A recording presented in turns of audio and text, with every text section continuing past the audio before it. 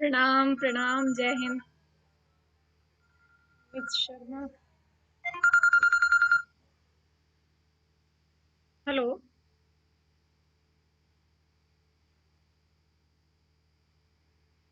अच्छा अच्छा, हाँ जी बताइए। ठीक है ठीक है ठीक है ठीक है। वो तो कल है ना? अच्छा ठीक है, नहीं उसमें 13 तारीख नीचे जो मीटिंग का वो शेड्यूल है उसमें 13 तारीख लिखा हुआ है। अच्छा ठीक है ठीक है। ठीक है, मैं देख लूंगी। ठीक है ठीक है ठीक है ठीक है। ओके। गुड आफ्टरनून बच्चों, गुड आफ्टरनून सभी को, गुड आफ्टरनून।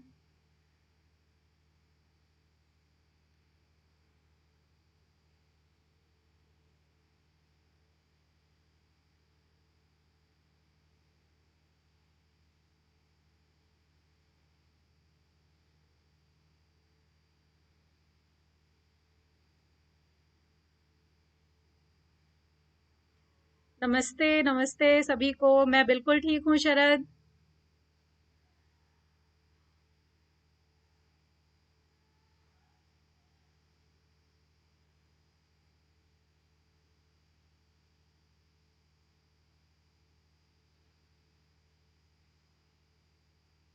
ऋषभ, करिश्मा, सभी को नमस्ते, गुड आफ्टरनून, जय हिंद। लक्ष्मी गंगवार प्रणाम, खुश रहो। गुड आफ्टरनून सभी बच्चों को, गुड आफ्टरनून।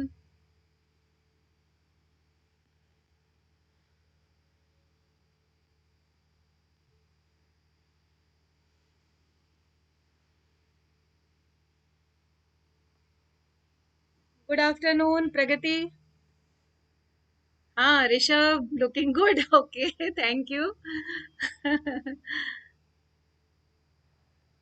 गुड आफ्टरनून बच्चों। आरबी शर्मा, अभिनव वर्मा, अभिनव, जय हिंद। चलिए आज की क्लास शुरू करते हैं।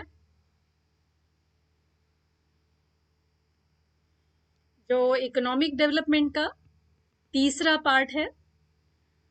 गुड आफ्टरनून दुष्यंत, विजेंद्र, अभय। टेस्ट ओपन नहीं हो रहा। अभय, टेस्ट कौन सा टेस्ट? आ, कौन सा टेस्ट भाई, मुझे जानकारी नहीं है कौन सा टेस्ट, अभी तो कोई टेस्ट शेड्यूल नहीं है। गुड आफ्टरनून रेखा, अयूब, हेलो। तो आज शुरू करते हैं। आज का जो लेक्चर है इकोनॉमिक डेवलपमेंट का, जहां से कल छोड़ा था उसी के आगे से आगे बढ़ते हैं। और कल जैसा आपको बताया था इकोनॉमी क्या होती है, इकोनॉमी के डिफरेंट टाइप्स क्या हैं। सबसे पहले आपको ये बताया था इकोनॉमिक्स क्या है। गुड आफ्टरनून, गुड आफ्टरनून खुशी, ब्रिजेश, सभी को गुड आफ्टरनून। अच्छा, वाराणसी, वाराणसी मॉडल का, ठीक है ठीक है। वाराणसी से तो मतलब नहीं, बरेली ग्रुप में तो अभी टेस्ट प्लान्ड है और जल्दी ही आप लोगों का मॉक टेस्ट लिए जाएंगे। लेकिन फिलहाल पहले कोर्स कंप्लीट होगा, उसके बाद ही इस बारे में आप मॉक टेस्ट के बारे में सोच सकते हैं, क्योंकि टेस्ट आप तभी अच्छे से दे पाएंगे ना जब अच्छे से आप प्रिपेयर कर लें अपना कोर्स, आप अच्छे से नोट्स बना लें, आप अच्छे से रिवाइज कर लें। क्योंकि जो क्वेश्चंस हैं वो कौन से क्वेश्चन होंगे, किस तरीके के होंगे, ये कोई भी प्रिज्यूम नहीं कर सकता है। गुड आफ्टरनून अलरजा, अली रजा अंसारी, अविनाश। क्या मैं बिल्कुल ठीक हूँ अविनाश। अश्वनी, नमस्ते सभी को। तो बच्चों अभी हाँ टेस्ट होगा, अरबी शर्मा बिल्कुल टेस्ट होगा, मॉक टेस्ट। बहुत सारे मॉक टेस्ट होंगे आपके, लेकिन वो तभी पॉसिबल है जब सारा कोर्स आपका कंप्लीट हो जाए और आप अच्छे से प्रिपेयर कर लें, दोबारा आपसे इसे रिवाइज कर लें। आज 4 बजे से जो टेस्ट है वो फिलहाल यहाँ का तो नहीं है, कहाँ आगे कहाँ का है ये मुझे नहीं पता। वाराणसी का जैसा आप लोग बता रहे हो। पीडीएफ अयूब में अभी मैंने पीडीएफ प्रिपेयर नहीं की है, और मैं अपना जो भी स्टडी करती हूँ उससे केवल पीपीटी बनाती हूँ। पीपीटी आपके सामने शेयर्ड है, और अगर आप नोट्स बनाना चाहते हैं तो इस पीपीटी से, और आप वीडियो को चला करके नोट्स बनाने का सबसे अच्छा तरीका यही है कि पीपीटी आप लोग मांगते हो, लेकिन मुझे ये लगता है कि सारी पीपीटी तो ऑलरेडी वीडियो में शेयर होती है। अगर आप इसको चला करके और इसके अगर वीडियो पूरा आप चलाते हो, रिवाइज करते हो, और उससे रोक के एक एक स्लाइड को अगर आप नोट्स बनाते हो, तो उससे आपको बहुत फायदा होगा। और सारी चीजें आपको दोबारा से प्रियंका शर्मा, ठीक है, व्हाट्सएप, ओके प्रियंका, ठीक है। मैं देखती हूँ कि अपना व्हाट्सएप नंबर मैं आप तक कैसे पहुंचा पाती हूँ। क्या आप ग्रुप में एडेड हो प्रियंका? जो व्हाट्सएप ग्रुप है अभ्युदय योजना का बरेली का, अगर आप उसमें ऐड हो तो प्रॉब्लम नहीं है, नहीं तो फिर मुझे देखना पड़ेगा कि मैं आपको, या अगर आप फेसबुक पे भी अगर आप मुझे सर्च करते हो और उसके थ्रू आप अगर आप मुझे मैसेज करते हो प्राइवेटली, तो मैं आपको जो इनबॉक्स मैसेज है उसमें मैं आपको अपना व्हाट्सएप नंबर दे सकती हूँ। क्योंकि पीपीटी शैलेश, आप पूरा, आपके सामने पूरी पीपीटी शो हो रही है वीडियो में, आपको अलग से पीपीटी क्यों चाहिए, मुझे समझ नहीं आता है। प्रियंका, नहीं, फेसबुक पे आप सर्च करो, अगर आप उसमें ऐड नहीं हो तो आप फेसबुक पे सर्च कर लो, ठीक है। अ, अच्छा, हाँ, रनिंग नोट्स प्रियंका, बिल्कुल मैं भी एग्री, प्रांजल मैं इस बात से एग्री करती हूँ कि अगर आप दो बार, अगर आपके पास समय नहीं है इस समय तो बात अलग है, लेकिन अगर आप पूरा 1.5 घंटा देख करके पूरा वीडियो आप देख रहे हो, लाइव आप पूरा देख रहे हो, तो आपको बार बार उसे चलाने की जरूरत तब होनी चाहिए जब आप उसमें से कुछ मिस कर जाओ। नहीं तो सबसे अच्छा तरीका यही होता है कि अगर आप सीरियसली पढ़ रहे हो, तो जो ये 3 घंटे की क्लास होती है जिस भी सब्जेक्ट की होती है, अगर आप उसमें कॉपी पेन लेकर के बैठो डेडिकेट होके, वो उसमें सारी चीजें आप पुष्पेंद्र राम पढ़ाना शुरू कर रही हो, तो आप सारी चीजें उसमें आप नोट करते जाओ, और पीपीटी में भी जो चीजें हैं पॉइंट वाइज उनका जो डिटेल साथ में बताया जाता है, आप उसे सुनते जाओ और समझते जाओ, ठीक है। तो ये सारी चीजें टेलीग्राम पर, हाँ पीपीटी में टेलीग्राम पे अपलोड कर सकती हूँ। ठीक है, अगर आप लोग मुझे सर्च करोगे तो पूनम सिंह के नाम पे ही मैं टेलीग्राम पे आपको मिल जाऊंगी, वहां पे अगर आप में से कोई मुझे मैसेज करता है तो मैं निश्चित रूप से उसे पीपीटी शेयर कर दूंगी। लेकिन अभी कोई ऐसा कोई ग्रुप नहीं है जिसमें मैं इसे शेयर कर सकूं। अगर पूनम सिंह के नाम से आप सर्च करोगे तो मैं अपनी पीपीटी जो इकोनॉमिक्स की जितनी मैंने बनाई हुई है वो मैं आपको शेयर कर दूंगी, वो आप आराम से उस पर देख सकते हो। तो आगे चलते हैं। अ, ठीक है, आगे चलते हैं इकोनॉमिक डेवलपमेंट में, जहां आपको कुछ चीजें छोड़ी थी अर्थव्यवस्था से संबंधित, और आपको ये बताया था कि अर्थव्यवस्था कई आधारों पर डिवाइड की जाती है, उसको क्लासिफाई किया जाता है। जब हम कई आधार पर अर्थव्यवस्था को, आपको एक दो पार्ट आपको कल डिस्कस किए थे, आपको ये बताया था कि अर्थव्यवस्था तीन आधारों पर क्लासिफाई की जाती है, वर्गीकृत की जाती है, जिसमें से जो सबसे पहला था वो था संसाधनों पर नियंत्रण के आधार पर। यानी जो संसाधन है, जो रिसोर्सेज हैं, उस पर ओनरशिप किसकी हो, इसके आधार पर 3 भागों में अर्थव्यवस्था को बांटा गया था। पूंजीवादी अर्थव्यवस्था, काफी डिटेल में उसे डिस्कस किया था। उसके बाद, क्योंकि इन सबसे रिलेटेड क्वेश्चन आते हैं, छोटे छोटे जो इनके डिफरेंसेस हैं उससे रिलेटेड क्वेश्चंस आते हैं, तो वो आप एक बार अगर पॉइंट वाइज समझ लीजिए तो आपको कोई मुश्किल नहीं होगी, और बार बार पढ़ने की जरूरत भी आपको नहीं होगी। तो आ,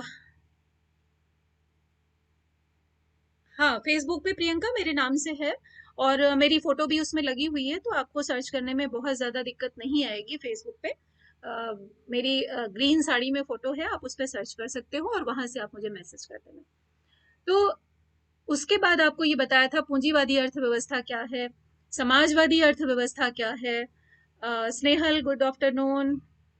बच्चों अब पूरा ध्यान लगाओ अपनी क्लास पर, क्योंकि 1.5 घंटे का समय होता है जिसमें बहुत सारी चीजें आपके साथ डिस्कस करनी है, और बहुत लेंदी सिलेबस है, इतनी आसानी से खत्म नहीं होगा 6-7 क्लासेस में।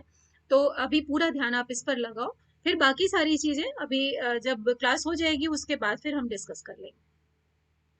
तो दूसरा, पूंजीवादी व्यवस्था, समाजवादी अर्थव्यवस्था और मिश्रित अर्थव्यवस्था, ये उत्पादन के जो संसाधन हैं, जो रिसोर्सेज हैं, उन पर ओनरशिप के आधार पर या स्वामित्व और नियंत्रण के आधार पर कि जो संसाधन है उस पर नियंत्रण किसका हो, इसके आधार पर बांटी गई थी। बहुत डिटेल में कल इसके बारे में डिस्कस किया था। इसके बाद दूसरी अर्थव्यवस्था जो कल डिस्कस की थी वो थी क्षेत्र वाइज, सेक्टर वाइज जो इकोनॉमी क्लासिफाई की जाती है, जिसमें जिसमें आपने बंद अर्थव्यवस्था, जिसमें 2 पार्ट थे, द्विक्षेत्रीय अर्थव्यवस्था और त्रिक्षेत्रीय अर्थव्यवस्था, उसके बारे में आपने पढ़ा था। उसके बाद ओपन इकोनॉमी या ग्लोबलाइज्ड इकोनॉमी जिसको कहते हैं, खुली अर्थव्यवस्था या वैश्वीकृत अर्थव्यवस्था, उसके बारे में पढ़ा था, जो 4 क्षेत्रों वाली होती है। इन सब के साथ में फिर एक और इम्पोर्टेंट क्लासिफिकेशन रह गया था डेवलपमेंट के आधार पर, विकास के आधार पर, उसको लास्ट में इसलिए छोड़ दिया था क्योंकि यहाँ से फिर मैं आपका इकोनॉमिक डेवलपमेंट क्या होता है, इकोनॉमिक डेवलपमेंट और इकोनॉमिक ग्रोथ में क्या अंतर होता है, क्योंकि बेसिकली इससे रिलेटेड बहुत सारे क्वेश्चंस प्रीलिम में भी आए हैं, और इसके अलावा तमाम जो कॉम्पिटिटिव एग्जाम्स होते हैं उनमें भी बहुत सारे क्वेश्चन आए हैं कि इकोनॉमिक ग्रोथ और economic Bhargav Kalita, I can't because there are so many students in Hindi medium they are reading, so it is I'm sorry Bhargav Kalita, there are majority of students are in the are of Hindi medium, that's why I want to elaborate in Hindi, and terms which I am using, they are also Hindi and English in both languages. Okay, तो उत्पादन, उपभोग और निवेश, ये 3 किसी भी अर्थव्यवस्था की बहुत ही इंपॉर्टेंट एक्टिविटी होती है। तो ये पॉइंट छूट गए थे जो अर्थव्यवस्था से रिलेटेड थे। और तीसरी बहुत इंपॉर्टेंट बात यह है कि जो पूंजीवादी अर्थव्यवस्था है उसमें जो गवर्नमेंट का इंटरफेयर है वो अवांछनीय माना जाता है। इसका क्या मतलब हुआ, इसको एक टर्म दिया जाता है लेजीज फेयर। बच्चों याद रखिएगा और चाहे तो इसको नोट कर लीजिए, सरकारी हस्तक्षेप नहीं होना चाहिए, या आर्थिक क्रियाओं में, आर्थिक गतिविधियों में सरकारी हस्तक्षेप नहीं होना चाहिए या कम से कम होना चाहिए, जिसको कहा जाता है लेजीज फेयर। लेजीज फेयर पॉलिसी जिसको कहा जाता है, यानी सरकारी हस्तक्षेप। कभी एक आध बार कभी पूछा भी गया है कि लेजीज फेयर पॉलिसी का क्या मतलब है, जिसमें 4 ऑप्शन दिए रहते हैं। तो जहां भी आपको उसका लिंक ये समझ में आए कि गवर्नमेंट का जो हस्तक्षेप है वो किसी भी एक्टिविटी में ना हो, इसको लेजीज फेयर कहा जाता है। तो आगे हस्तक्षेप की नीति इसको हिंदी में कहते हैं। आगे चलते हैं अर्थव्यवस्था के प्रकार पर। जो लास्ट एक टाइप्स छूटा नहीं था, जिसे आज के लिए छोड़ दिया था, वो था विकास के आधार पर अर्थव्यवस्था को 2 भागों में बांटा जाता है।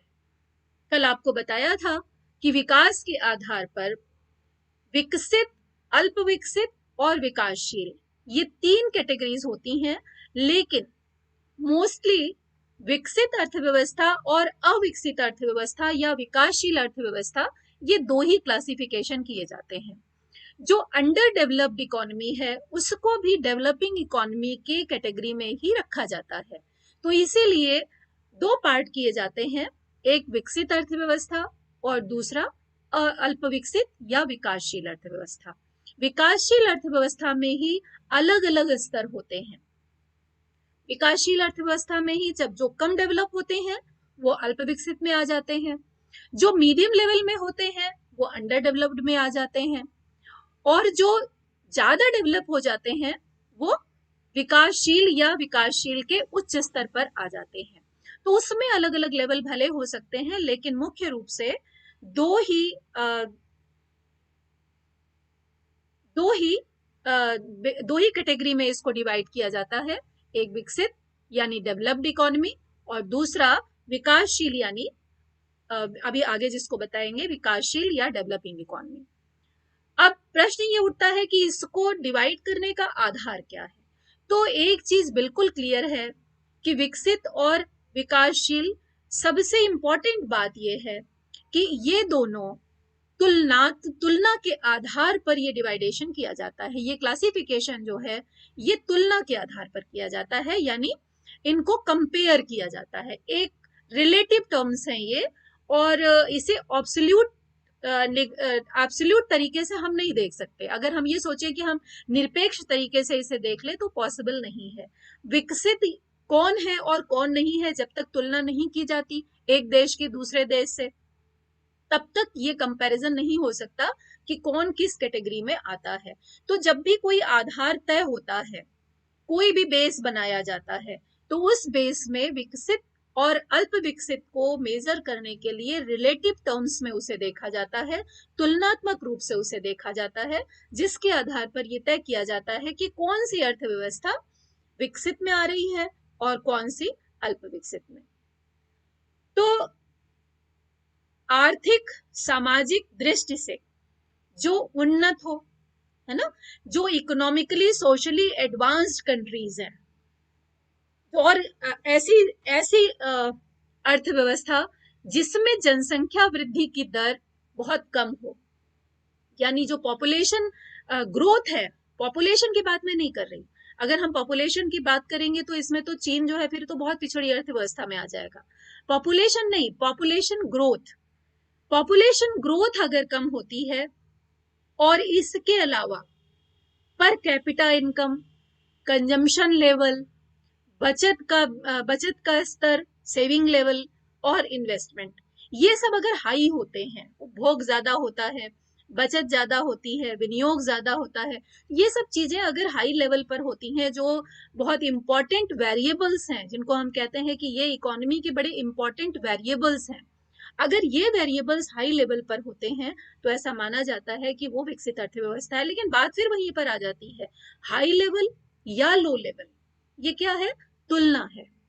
तो तुलना जब की जाती है, रिलेटिव टर्म्स हैं ये, इसी के साथ में अर्ध विकसित अर्थव्यवस्था या डेवलपिंग इकोनॉमी या विकासशील अर्थव्यवस्था, सब ये सब एक तरह से पर्यायवाची शब्द की तरह प्रयोग किए जाते हैं।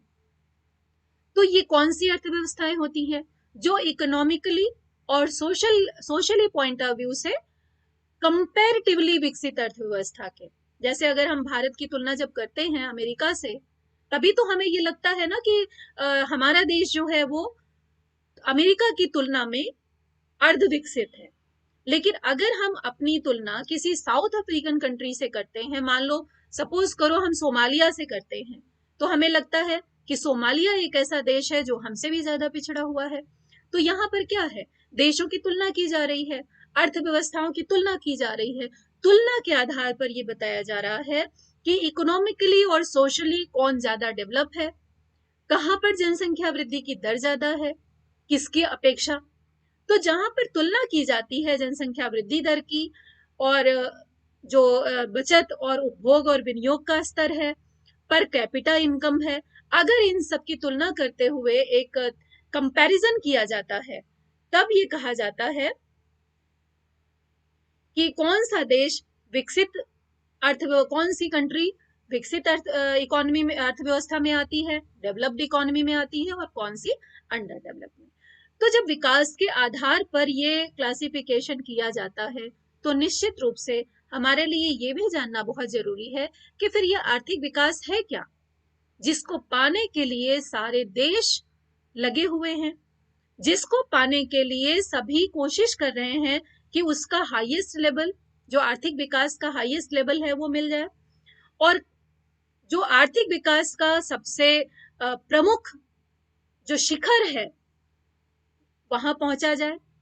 कुछ अर्थव्यवस्थाएं जो कहती हैं कि वो विकसित हैं, उनके भी वो संपूर्ण विकसित अर्थव्यवस्था तो नहीं है, वहां भी प्रयास किए जाते हैं कि जितना है उससे और ज्यादा आगे बढ़ा जाए। तो इस तरह से जो ये कैटेगरी है वास्तव में ये तुलनात्मक है। इसके अलावा कुछ और नाम दिए जाते हैं अर्थव्यवस्थाओं को, क्योंकि ये भी आपको जानना जरूरी है। जैसे पहली दुनिया, first world, second world, third world, बहुत नाम सुना होगा आपने, फोर्थ वर्ल्ड, ये जो नाम दिए गए हैं ये संयुक्त राष्ट्र संघ के द्वारा दिए गए हैं। जो फर्स्ट वर्ल्ड कहे जाते हैं, जाहिर सी बात है कि जो विकास की दौड़ में सबसे आगे निकल गए हैं, है ना, वो फर्स्ट वर्ल्ड रेस में सबसे आगे हैं, तो पहले नंबर पर हैं। सेकंड नंबर पर हालांकि रूस एक विकसित अर्थव्यवस्था है, लेकिन उसे सेकेंड वर्ल्ड क्यों कहा जाता है? क्योंकि अभी इस समय तो नहीं, लेकिन जब सोवियत संघ था और वो कम्युनिस्ट अर्थव्यवस्था के अंतर्गत ज्यादा से ज्यादा आता था, इस समय जैसे चाइना है, चाइना भी डेवलप्ड है, लेकिन उसे भी दूसरी दुनिया कहा जाता है। उसका एक कारण है, उसका कारण ये है क्योंकि ये जो तुलनाएं की गई हैं, ये तुलनाएं मुख्य रूप से वेस्टर्न वर्ल्ड के द्वारा की गई हैं, पश्चिमी देशों के द्वारा, पश्चिमी विकसित देशों के द्वारा। और पश्चिमी विकसित देश जो पूरी तरह से पूंजीवादी अर्थव्यवस्था के हैं, उनमें से कोई भी समाजवादी अर्थव्यवस्था को पहले नंबर पर नहीं रखता, क्योंकि वो खुद पूंजीवादी व्यवस्था है, तो वो चाहते हैं कि वही नंबर वन रहे। तो भले ही बाकी देश अन्य कैटेगरी में, दूसरे देश अन्य कैटेगरी में विकसित अर्थव्यवस्था के लेवल पर खड़े हैं, लेकिन फिर भी उन्हें सेकेंड वर्ल्ड कहा जाता है। तीसरी दुनिया वो है जिसमें हम लोग आते हैं, हमारा देश आता है, थर्ड वर्ल्ड कहे जाते हैं हम, जिसको जो ऐसी अर्थव्यवस्थाएं हैं जो डेवलपिंग स्टेज में है ना। तो ओके दीक्षा शर्मा, तुम भी ज्वाइन किए हो, ओके वेलकम बेटा। तो ये सारी अर्थव्यवस्थाएं थर्ड वर्ल्ड में कही जाती हैं जो डेवलपिंग स्टेज में है। जय हिंद दीक्षा, चलो बहुत ध्यान लगाकर पढ़ो। इसके बाद चतुर्थ विश्व या फोर्थ वर्ल्ड, जो बहुत ही लो डेवलप्ड कंट्रीज है, जिनमें पर कैपिटा इनकम बहुत कम है, ऐसी कंट्रीज को चतुर्थ विश्व का नाम दिया जाता है। अब इसके बाद ये कुछ इकोनॉमीज ऐसी हैं, कुछ अर्थव्यवस्थाएं ऐसी हैं जो यूपीएससी के लिए बहुत इंपॉर्टेंट है। ये क्यों? उसका मैं आपको एक कारण बताती हूँ। जो अभी तक जितने ये आपको बताया है, टाइप्स बताए हैं, क्लासिफिकेशन बताए हैं, ये सारे आयुष, मोनीश, सभी को बच्चे बताया तो करिश्मा, अर्धविकसित अर्थव्यवस्था किसे कहते हैं? अभी तो डेफिनेशन दी, अर्धविकसित अर्थव्यवस्था या विकासशील अर्थव्यवस्था, ये दोनों सेम है। यानी जहां पर रिसोर्सेस का पूरा उपयोग नहीं हो पाया है, जहां पर जो जनसंख्या की वृद्धि दर है वो बहुत ज्यादा है, वो सभी अर्थविकसित अर्थव्यवस्थाओं में आती हैं। जहां पर विनियोग यानी इन्वेस्टमेंट कम है, जहां पर इन्वेस्टमेंट की दर कम है, जहां पर पूंजी बहुत कम है, पूंजी की उत्पादकता बहुत कम है ना, ये सारी अर्धविकसित अर्थव्यवस्थाओं में आते हैं, या जिनको हम डेवलपिंग इकोनॉमी कहते हैं, या जिनको विकासशील अर्थव्यवस्था कहते हैं, जिनमें वो सारे मानक, वो सारे पैरामीटर्स जिनमें तुलनात्मक रूप से डेवलप्ड कंट्रीज आगे हैं, और उसके कंपैरिजन में जो कंट्रीज पीछे हैं वो अर्धविकसित है। लेकिन मेन कैटेगरी यही है कि जो अपने संसाधनों का पूर्ण विदोहन नहीं कर पाया है। कई आर्थिक विकास के बहुत सारे चरण हैं, अभी आगे उनको हम आर्थिक विकास में डिस्कस करेंगे, लेकिन थर्ड, यहाँ तृतीय दुनिया के देश वो देश हैं, थर्ड वर्ल्ड कंट्रीज जिनको कहा जाता है, जो डेवलपिंग स्टेज में है। First world and second world जो है वो दोनों के दोनों डेवलप्ड हैं। थर्ड वर्ल्ड कंट्रीज या तीसरी दुनिया के देश वो देश हैं जो डेवलपिंग स्टेज में है, और चौथी दुनिया के देश वो देश हैं जो बहुत ही लो डेवलप्ड है, यानी डेवलपिंग की स्टेज, बहुत हाईली डेवलपिंग की स्टेज में भी अभी नहीं आए हैं, उनको फोर्थ वर्ल्ड या चतुर्थ वर्ल्ड भी कहा जाता है। हाँ, मानव को भी रिसोर्स माना जाता है, बिल्कुल। श्रम जो है वो मानव ह्यूमन रिसोर्स में ही आता है। लेबर जो यूज होती है वो ह्यूमन रिसोर्स के अकॉर्डिंग ही होती है ना। फोर्थ वर्ल्ड बच्चों, फिर से मैं रिपीट कर दे रही हूँ, पहली दुनिया के देश, फर्स्ट वर्ल्ड कंट्रीज, वो देश हैं जो डेवलप्ड हैं। यहाँ पर लिखा है ना मैंने, यहाँ पर जो ये लिखा है फर्स्ट वर्ल्ड कंट्रीज, यानी पहली दुनिया के देश, वो कौन से हैं? जो डेवलप्ड हैं। दूसरी दुनिया के देश भी डेवलप्ड कंट्रीज ही हैं, यानी ये दोनों कैटेगरीज जो हैं ये डेवलप्ड इकोनॉमीज की हैं, जो कंपैरेटिवली बहुत ज्यादा, जिनमें जनसंख्या की वृद्धि दर बहुत कम है, जिनमें स्वास्थ्य सुविधाएं बहुत अच्छी हैं, जिनमें एजुकेशन लेवल बहुत अच्छा है, जिनमें रिसोर्सेस का बहुत अच्छा यूटिलाइजेशन हो चुका है, जिसमें पूंजी की कमी नहीं है, जहां पर टेक्निकल डेवलपमेंट बहुत ज्यादा, ये सारी चीजें भी आगे डिस्कस करेंगे, तब आपको ये अच्छे से समझ में आ जाएगा। तो विकसित देश और ये जो दोनों कैटेगरी हैं ये डेवलप्ड कंट्रीज की हैं। तीसरी दुनिया वो है, थर्ड वर्ल्ड जिसको कहते हैं, वो है अर्धविकसित या विकासशील देशों की, जिनको डेवलपिंग इकोनॉमीज कहते हैं। चौथा और चतुर्थ विश्व या फोर्थ वर्ल्ड वो है जो बहुत ही अंडर डेवलप्ड है, जो अभी विकास की दौड़ में शामिल भी नहीं हो पाए हैं। ऐसे भी बहुत निम्न विकास वाले देश भी हैं। अगर आप कभी वर्ल्ड बैंक की साइट पर जाइए तो ये कैटेगराइजेशन आपको बिल्कुल साफ दिखेगा। ऐसे देश जिनकी पर कैपिटा इनकम बहुत कम है। चीन, आशीष, चीन कम्युनिस्ट देश है? किसने कहा ये कम्युनिस्ट देश नहीं है? चीन पूरी तरह से कम्युनिस्ट देश है। वहां पर जो पार्टियां हैं वो कम्युनिस्ट पार्टियां हैं। हाँ, चीन में जो प्रोडक्शन और सारी चीजें होती हैं वो मिक्स्ड होती हैं, लेकिन मोर ओरिएंटेशन जो है वो सोशलिस्ट है और कम्युनिस्ट है। चीन को, अगर आप चीन का पूरा इतिहास पढ़ेंगे तो आपको ये बहुत अच्छे से समझ में आ जाएगा। चीन पूरी तरह से कम्युनिस्ट इकोनॉमी है, लेकिन हार्डकोर कम्युनिस्ट होना बिल्कुल अलग है। जो वो था जब सोवियत संघ हुआ करता था। अब रूस भी जो है वो हार्डकोर कम्युनिस्ट नहीं है, है ना? तो इसके बाद चतुर्थ विश्व, मेरे ख्याल से ये समझ में आ गया होगा। फोर्थ वर्ल्ड जो है, हाँ, वहां लोकतंत्र का नाम है। मैं यही कह रही हूँ कि वहां लोकतंत्र और समाजवाद को एक साथ मत जोड़िए। लोकतंत्र समाजवाद नहीं होता। बिल्कुल आप दोनों को एक जैसे नहीं मान सकते। अगर आप पॉलिटी अच्छे से पढ़ते हैं तो ये बात याद रखिएगा कि लोकतंत्र का मतलब समाजवाद नहीं होता, सोशलिस्ट का मतलब समाजवाद नहीं होता। नियंत्रण जो है समाजवादी कहने को होता है, लेकिन जो छद्म समाजवाद है उसमें लोकतंत्र पूरी तरह से नहीं होता। इस बात को याद रखिएगा। पॉलिटी पढ़ेंगे तो आपको बहुत अच्छे से ये समझ में आ जाएगा। तो हम आगे चलते हैं, अपनी इकोनॉमी पर ज्यादा ध्यान देते हैं।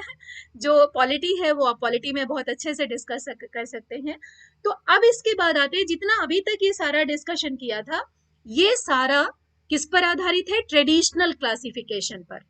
जो परंपरागत वर्गीकरण है अर्थव्यवस्थाओं का, उस पर आधारित था।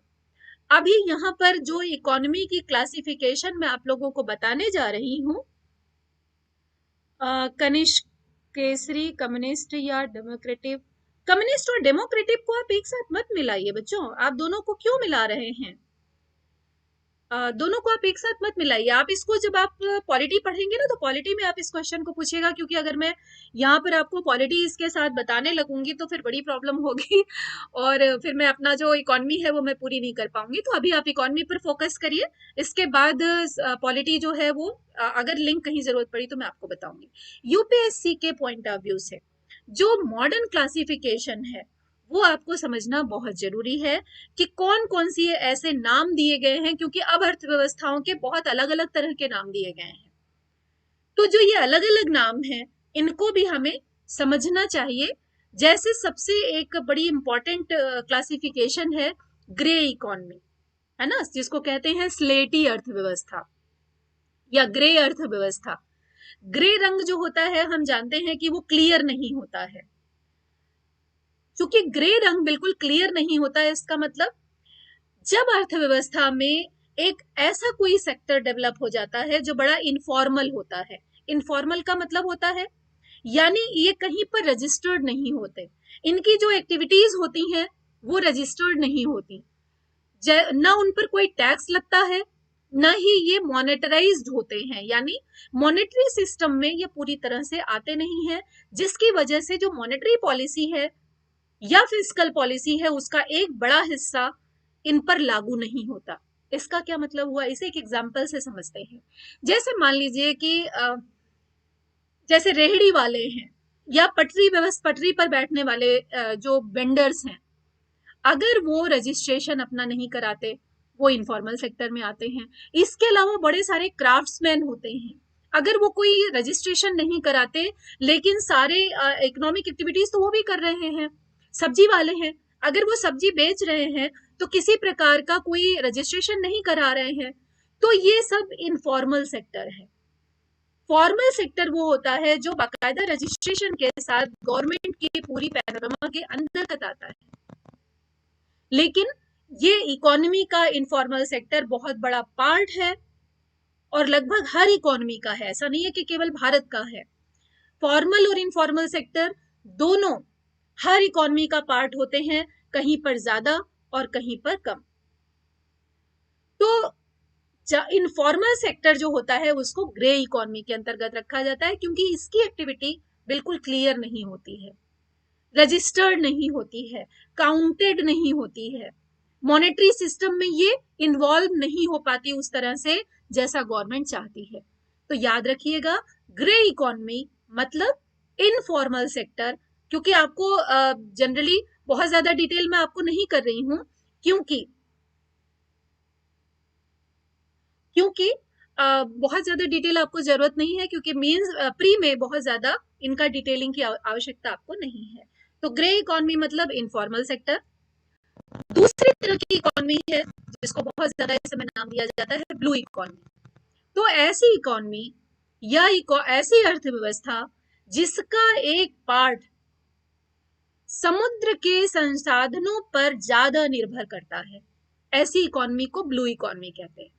सपोज करिए, जैसे मान लीजिए तमिलनाडु है हमारा जो एक स्टेट है, या केरला है, या कह सकते हैं महाराष्ट्र है, यानी जो समुद्र तट के किनारे वाले स्टेट हैं, वो अपनी जीविका के लिए वहां पर, या फिर आप श्रीलंका एक ऐसा देश है जिसको आप देख लीजिए जहां पर जीविका के साधन के रूप में अर्थव्यवस्था में, आपको याद होगा जब डेफिनेशन दी थी, मोहम्मद तालिब गुड इवनिंग, बच्चों पूरा ध्यान लगाओ पढ़ाई पर। अभी जो आपको जब डेफिनेशन दी थी तो डेफिनेशन में आपको बताया था कि अर्थव्यवस्था क्या है, जहां पर जीविका उपार्जन के एक्टिविटीज की जाती हैं, जहां पर आय अर्जित करने की क्रियाएं की जाती हैं, उसको अर्थव्यवस्था कहते हैं।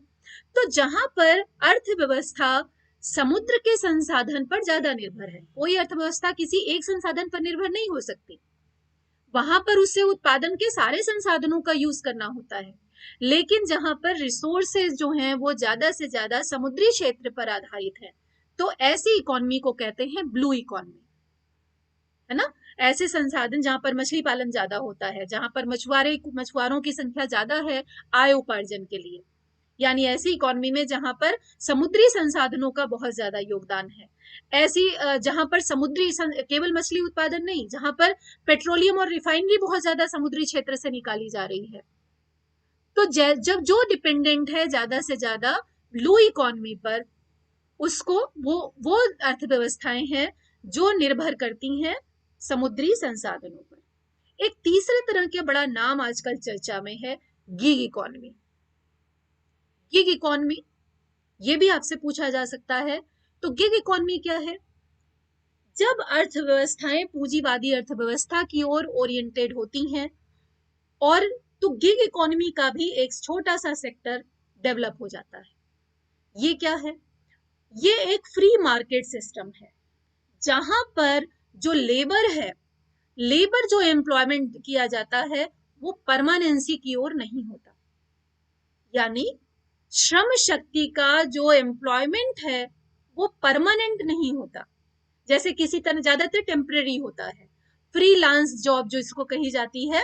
तो गिग इकोनॉमी वो इकोनॉमी है जहां पर लेबर के लिए, चाहे वो स्किल्ड लेबर हो, चाहे वो गोल्ड कॉलर लेबर हो, चाहे वो जैसा भी ह्यूमन रिसोर्स हो, अगर वो टेम्पररी या फ्रीलांस हायर किया जाता है और इंडिपेंडेंट रूप से हायर किया जाता है।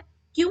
क्योंकि जब परमानेंट नहीं होगा तो जो किसी भी ऑर्गेनाइजेशन की पॉलिसी है वो उस पर पूरी तरह से लागू नहीं होगी। तो फ्री मार्केट सिस्टम जहां पर है, यानी डिमांड के आधार पर, अभी आपको एक एग्जांपल दूं, सपोज करिए ये आज के समय की मांग भी है, बहुत लोग इसको आलोचना भी करते हैं कि भारत भी जो है वो गिग इकोनॉमी की ओर जा रहा है। भारत में भी अब जो है जॉब जो है वो परमानेंट नहीं हो रही है, काफी काफी लेवल पर ऐसा हो रहा है कि जॉब जो है वो परमानेंट नहीं है, टेम्पररी रखी जाती हैं, कॉन्ट्रेक्चुअल रखी जाती हैं। लेकिन समय के साथ साथ जब चीजें बदलती हैं, तब उसी आधार पर अर्थव्यवस्था के डिफरेंट पार्ट्स भी बदलते हैं। इस समय गिग गिग वर्ड जो है वो एक्चुअली बहुत अच्छा नहीं माना जाता, बड़ा एब्यूजिव वर्ड है, लेकिन अब इस समय ये प्रचलन में है। गिग ऐसी सिचुएशन है जहां पर कोई भी एक्टिविटी के लिए जो लेबर हायर होती है, जो ह्यूमन रिसोर्स हायर होता है, वो परमानेंट नहीं होता। तो पूंजीवादी अर्थव्यवस्था में तो ये बहुत कॉमन है। एक एग्जांपल देती हूँ, सपोज करिए जैसे जैसे एक हमारा नवरत्न कंपनियों में था कभी बीएचईएल।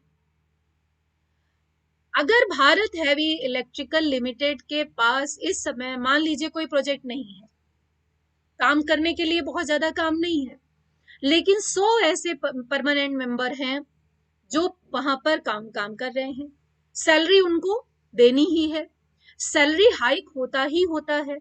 तो जब प्रोडक्शन नहीं है, प्रोडक्शन की सेल नहीं है, तो ऐसे समय में ये गिग इकोनॉमी बहुत इंपॉर्टेंट होती है, जहां पर जरूरत के हिसाब से फ्री मार्केट सिस्टम, जिसका मतलब है जब डिमांड होगी तो स्किल्ड लेबर और नॉन स्किल्ड लेबर दोनों को हायर कर लिया जाएगा, और प्रोजेक्ट पूरा होने के बाद फिर उनको या तो किसी और प्रोजेक्ट में लगा दिया जाएगा या फिर उनको कहा जाएगा कि आप कोई और काम ढूंढ लो। तो बीएचईएल इस समय मान लीजिए एक ऐसी कंपनी है जहां पर कोई प्रोजेक्ट नहीं है, कोई प्रोडक्शन नहीं है, लेकिन जहां पर मंथ सैलरी करोड़ों में जा रही है। तो फिर ये क्या है? ऐसी इकोनॉमी जो कैपिटलिस्ट इकोनॉमी की ओर होने के लिए ओरिएंटेड है, वहां पर ये किसी भी अर्थव्यवस्था के लिए नुकसान की स्थिति है। तो गिग इकोनॉमी की ओर इसीलिए धीरे धीरे देश बढ़ रहे हैं कि आवश्यकता के आधार पर लेबर या ह्यूमन रिसोर्स हायर किया जाए, और काम खत्म होने के बाद फिर वो फ्री हैं कहीं और जॉब करने के लिए।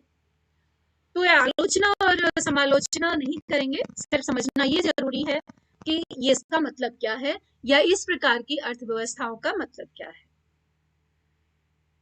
इसके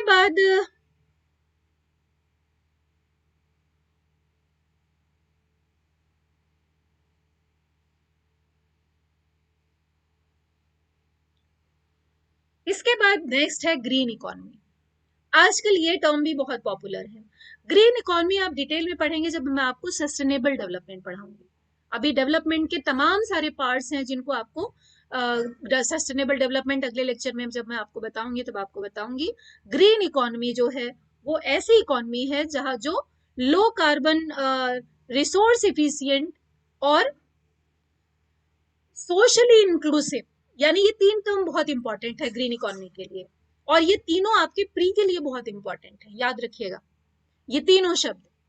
ग्रीन इकोनॉमी जो पर्यावरण में जो रिस्क हैं उनको कम करने के लिए, जो रिसोर्सेस को ऑप्टिमली यूटिलाइज करे, और जो सामाजिक जो पूरा समाज है उसमें जो पिछड़ा वर्ग है उसको भी विकास में इंक्लूड करे, यानी जिसको हम कहते हैं सोशली इंक्लूसिव इकोनॉमी। तो अगर ये तीनों एक्टिविटीज होती हैं, यानी जहां पर कार्बन का जो उत्सर्जन है वो बहुत कम हो, जहां पर रिसोर्स इफिशियंसी हो, जहां पर सोशल इंक्लूजन हो, अगर ये तीनों चीजें किसी अर्थव्यवस्था में हैं जिसके लिए अब धारणीय विकास या सस्टेनेबल डेवलपमेंट की बात की जा रही है, तो इसको कहा जाता है ग्रीन इकोनॉमी। और हर अर्थव्यवस्था चाहे यूएन के प्रेशर में या फिर अपने देश को डेवलप करने के लिए अब हर अर्थव्यवस्था ग्रीन इकोनॉमी बनने की कोशिश कर रही है, और ये बहुत अच्छी बात है कि अर्थव्यवस्थाएं जो है वो ग्रीन इकोनॉमी के पाथ पर चलने का प्रयास कर रही हैं। दूसरी एक और बहुत बड़ा सेगमेंट है ब्लैक इकोनॉमी का, एक ऐसा सेगमेंट जो थोड़े थोड़े अंतर है इन सब में तो ध्यान रखिएगा। ब्लैक इकोनॉमी एक ऐसा सेगमेंट है अर्थव्यवस्था का जो नियमों से, लॉ से, विशेष रूप से कॉमर्स से रिलेटेड है। ये ब्लैक इकोनॉमी, कॉमर्स में क्या आता है, टैक्सेशन है ना, इकोनॉमिक एक्टिविटीज सारी कॉमर्स में नहीं आती। वाणिज्य, व्यापार, टैक्सेशन, ये सारी चीजें जो कॉमर्स में आती हैं, उत्पादन, कॉस्ट इफिशियंसी, ये जो सारी चीजें आती हैं ये कॉमर्स का पार्ट है। तो एक ऐसा सेगमेंट जो कॉमर्स से रिलेटेड लॉज बने हैं, कॉमर्स से रिलेटेड, वाणिज्य और व्यापार से रिलेटेड जो नियम हैं उनसे छुप करके अपनी एक्टिविटीज करते हैं, उनसे बच करके अपनी एक्टिविटीज करते हैं, इकोनॉमी के इस सेगमेंट को कहा जाता है ब्लैक इकोनॉमी। यानी एक्टिविटीज तो सारी इकोनॉमिक एक्टिविटीज होती हैं, लेकिन सबके सामने वो लॉ के अकॉर्डिंग नहीं होती हैं। कौन से लॉ के अकॉर्डिंग? जो कॉमर्स लॉज हैं उनके अकॉर्डिंग नहीं होती। तो ये एक जनरल परिभाषा है ब्लैक इकोनॉमी की। अब ग्रे इकोनॉमी और ब्लैक इकोनॉमी में अंतर है। कभी कभी बच्चे दोनों को बिल्कुल सेम समझते हैं, लेकिन इस बात को ध्यान रखिएगा, ग्रे इकोनॉमी के पार्ट जो होते हैं वो लॉ के अगेंस्ट नहीं होते, या ऐसा नहीं है कि वो लॉ को नहीं मानते, बस वो इनफॉर्मल होते हैं, यानी रजिस्टर्ड नहीं होते, इसीलिए उनको ग्रे इकोनॉमी का पार्ट कहा जाता है। लेकिन ब्लैक इकोनॉमी में जानते बूझते हुए भी जो कॉमर्स एक्टिविटीज हैं वो अगेंस्ट लॉ की जाती हैं, जैसे टैक्स बचा लेना, टैक्स छुपा लेना, शो नहीं करना, ये सारी चीजें ब्लैक इकोनॉमी के अंतर्गत आती हैं। उसके बाद एक टर्म और बहुत यूज होता है, ब्राउन इकोनॉमी। तो ब्राउन इकोनॉमी क्या है? ब्राउन इकोनॉमी वो इकोनॉमी है जहां पर इकोनॉमिक ग्रोथ के लिए ऐसे रिसोर्सेस का यूज किया जाता है, ऐसे संसाधनों का प्रयोग किया जाता है जो एनवायरमेंट के लिए बहुत नुकसानदेह है, ऐसा कहा जाता है। और इसमें वो देश आते हैं जो फॉसिल फ्यूल्स पर, इसको हिंदी में कहते हैं जीवाश्म। जीवाश्म क्या होते हैं? जीवाश्म या फॉसिल फ्यूल्स वो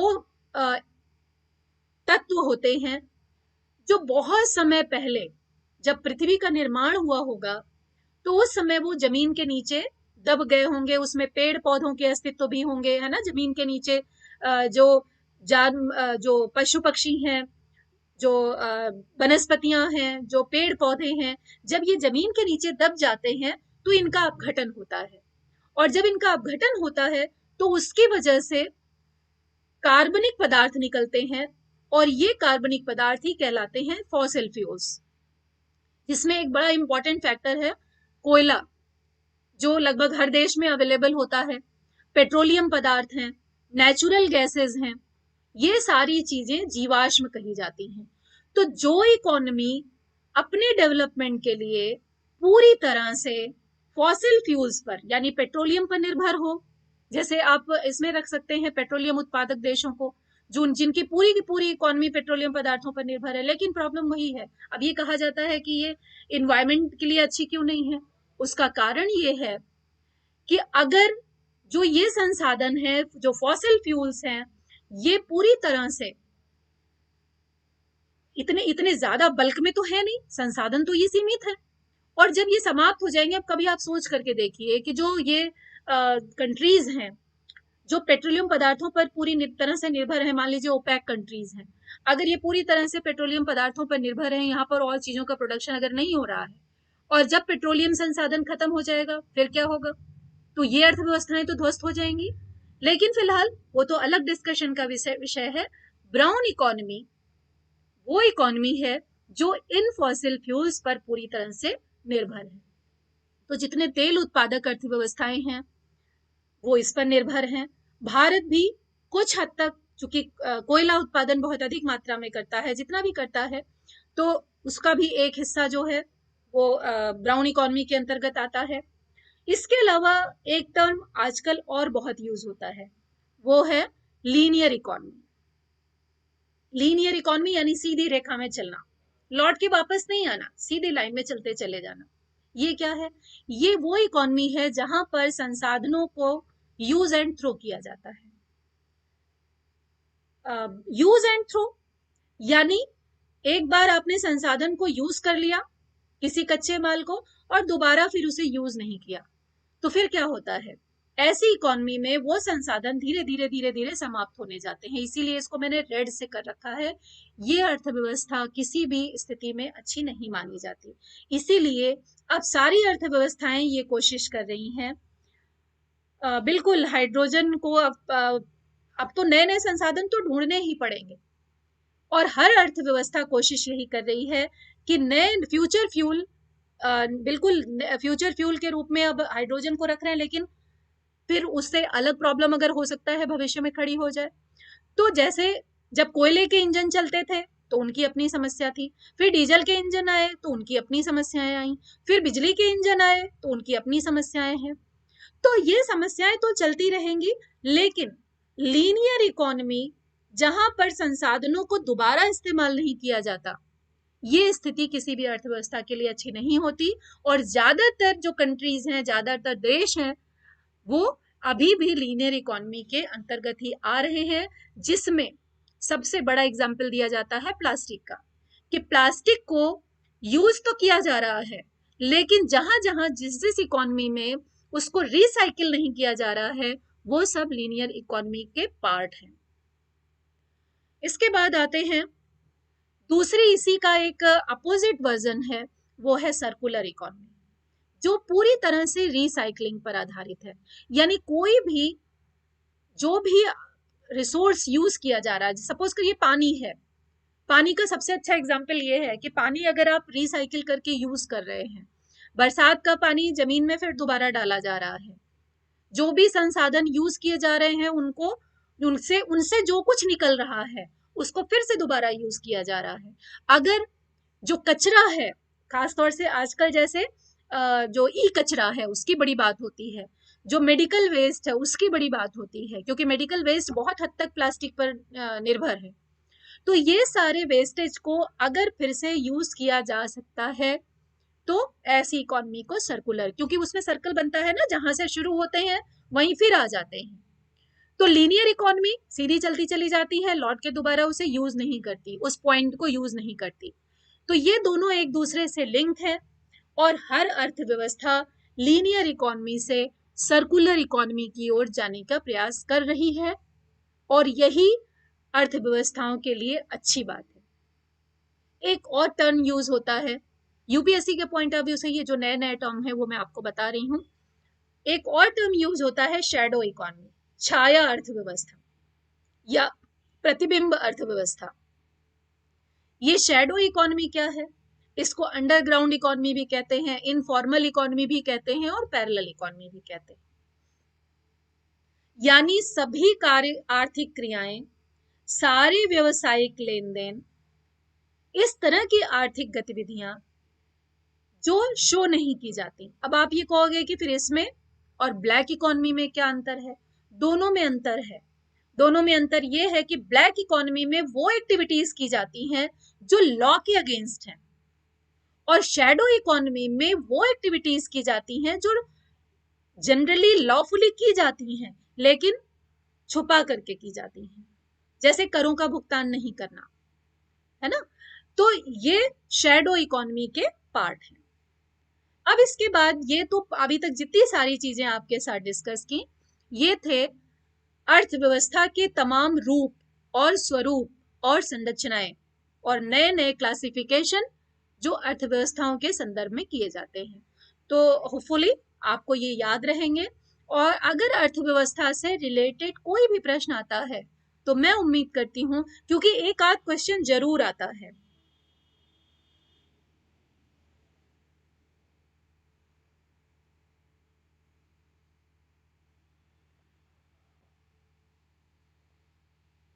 ब्राउन इकोनॉमी में क्या अर्थव्यवस्था की आय पेट्रोल पर निर्भर हो तो माना जाए? पेट्रोल पर नहीं, पेट्रोल अलग चीज है बच्चे। आशीष दुबे, पेट्रोल और पेट्रोलियम में अंतर होता है। पेट्रोलियम जब भी बाहर से आयात होता है ना, जो देश आयात करता है, वो जो जमीन से निकाला जाता है ना, वो पेट्रोलियम होता है, उसे कच्चा पेट्रोलियम कहते हैं। वो पेट्रोल के फॉर्म में यूज नहीं होता, उसको फिर प्रोसेस किया जाता है पेट्रोल के लिए। जब हम पेट्रोल की तरह जो अपनी गाड़ियों में भरवाते हैं, वो पेट्रोलियम पदार्थ नहीं होते, वो तो कच्चा पेट्रोल होता है जो जमीन से निकाला जाता है, फिर उसको प्रोसेस किया जाता है और फिर उसका यूज किया जाता है। लेकिन अब समय के साथ साथ चूंकि उसकी प्रदूषण और बहुत सारी चीजें, बिल्कुल इकोनॉमी में प्रदूषण उसी की वजह से फैलता है, इसीलिए। लेकिन अब ब्राउन इकोनॉमी के पास जब है ही वही रिसोर्स, तो वो बेचारी क्या करे? उसको अपना इकोनॉमी को चलाने के लिए, इकोनॉमिक एक्टिविटीज को करने के लिए जो रिसोर्स उसके पास अवेलेबल है वो उस पर निर्भर है। लेकिन जिन क्षेत्रों में, जिन अर्थव्यवस्थाओं में दूसरे रिसोर्सेज हैं, उनको ये सलाह रहती है कि आप ग्रीन इकोनॉमी बनिए, आप ब्राउन इकोनॉमी बनने की कोशिश मत करिए। तो फिर आगे आते हैं, जैसे कोयला है ना, कोयला निकालना और बेचना और उससे चीजों को चलाना तो बड़ी अच्छी बात है, लेकिन पर्यावरण को प्रदूषित तो कोयला भी करता है। कोयले से जो जितने भी इंडस्ट्रीज चलती हैं, जैसे अब बिजली घर में कोयले के कारण उत्पादन होता था, अब धीरे धीरे उसको सरकारें क्या कर रही हैं, ब्राउन इकोनॉमी से ग्रीन इकोनॉमी की ओर जाने की कोशिश कर रही हैं। तो इसलिए सलाह यही दी जाती है कि अगर सस्टेनेबल डेवलपमेंट करना है तो ग्रीन इकोनॉमी से, ब्राउन इकोनॉमी से ग्रीन इकोनॉमी की ओर जाना ही अच्छी बात है पूरे विश्व के लिए। ये यहाँ पर 3 क्षेत्र हैं जिनको मैं डिटेल नहीं करूंगी, क्योंकि इन तीनों के बारे में आपको बहुत अच्छी तरह से, जब एग्रीकल्चर सेक्टर शुरू किया था,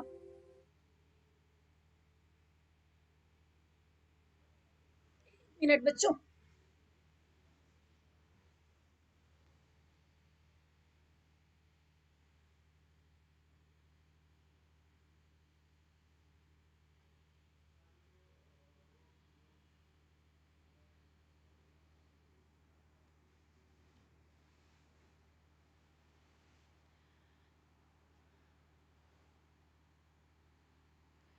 जिस समय एग्रीकल्चर सेक्टर शुरू किया था उस समय आपको इन तीनों के बारे में बहुत अच्छी तरह से बताया था, और ये बिल्कुल क्लियर था कि प्राइमरी सेक्टर वो क्षेत्र हैं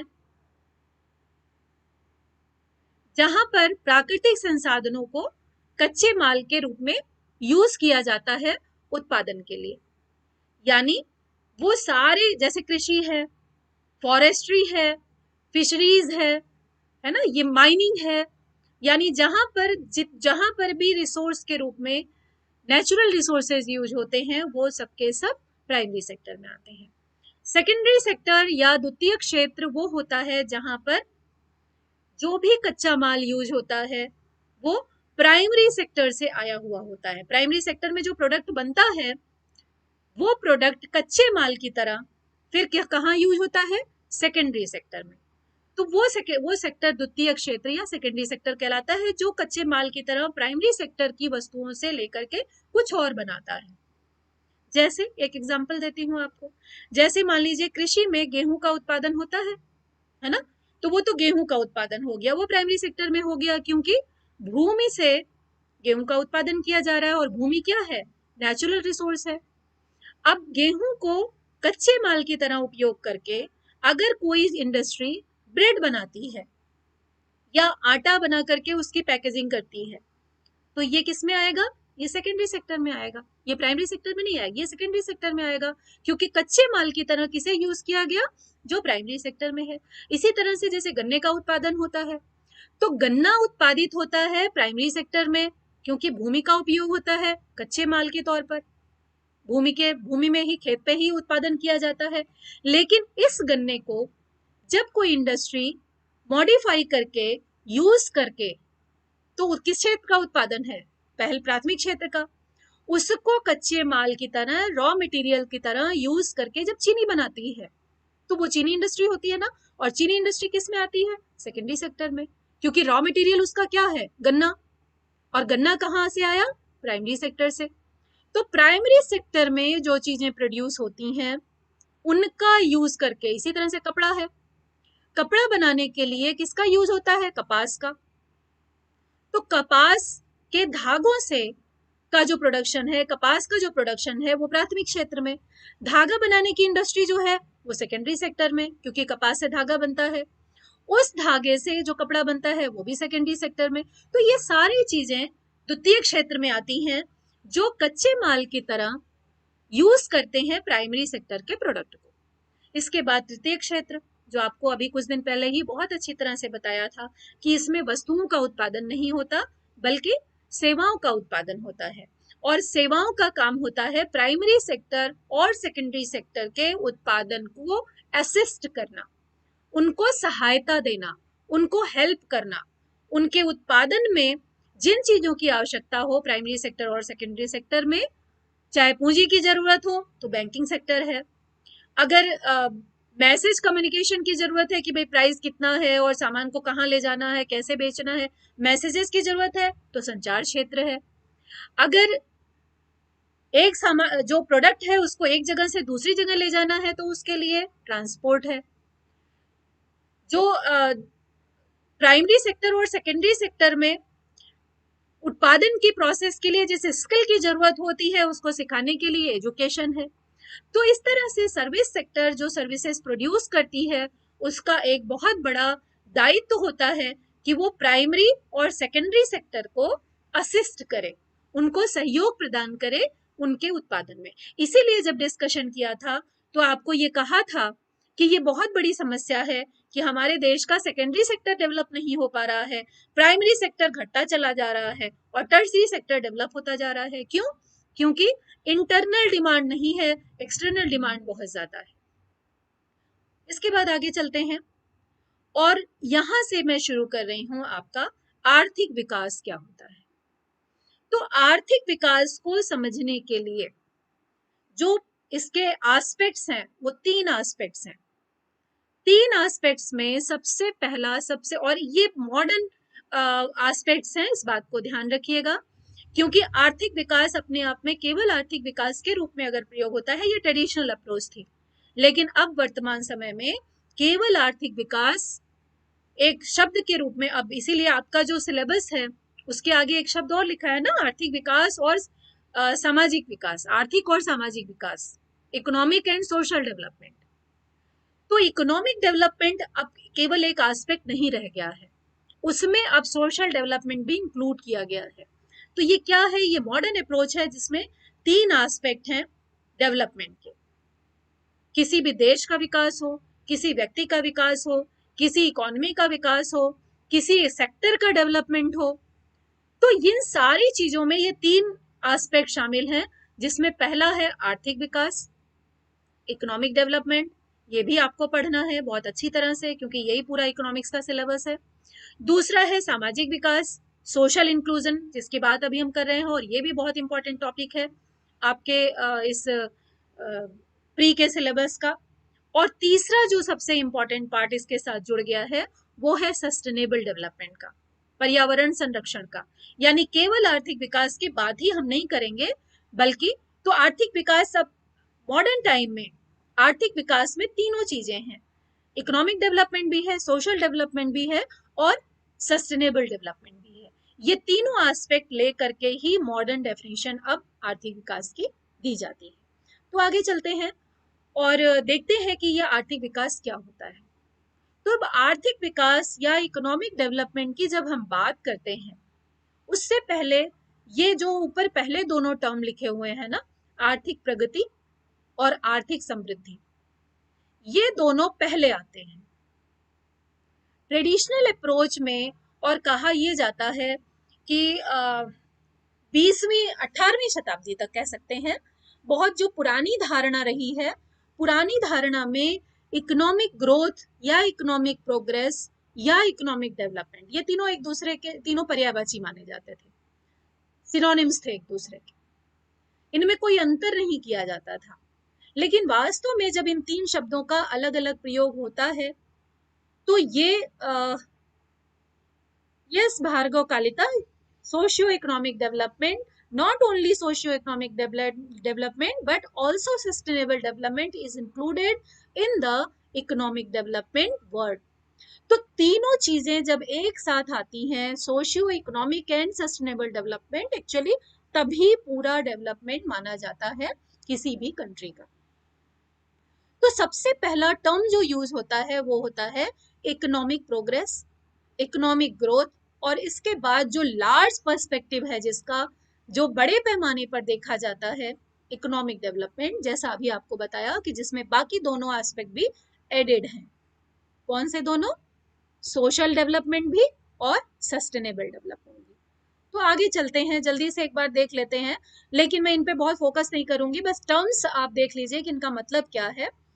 तो प्रोग्रेस या प्रगति का मतलब होता है कुछ सुधार हो, कुछ इंप्रूवमेंट हो, यानी जो पहले से एग्जिस्ट कर रहा है उसमें अगर थोड़ा सा इंप्रूवमेंट हो जाता है एक टाइम बीइंग के लिए, छोटे पॉइंट टाइम पे, जैसे 1 साल में अंतर आ गया, 6 महीने में जो अंतर आया, जो इम्प्रूवमेंट हुआ, 1 हफ्ते में जो इम्प्रूवमेंट हुआ, एग्जिस्टिंग जो एग्जिस्ट कर रहा है उसमें, उसको आर्थिक, उसको प्रगति कहा जाता है।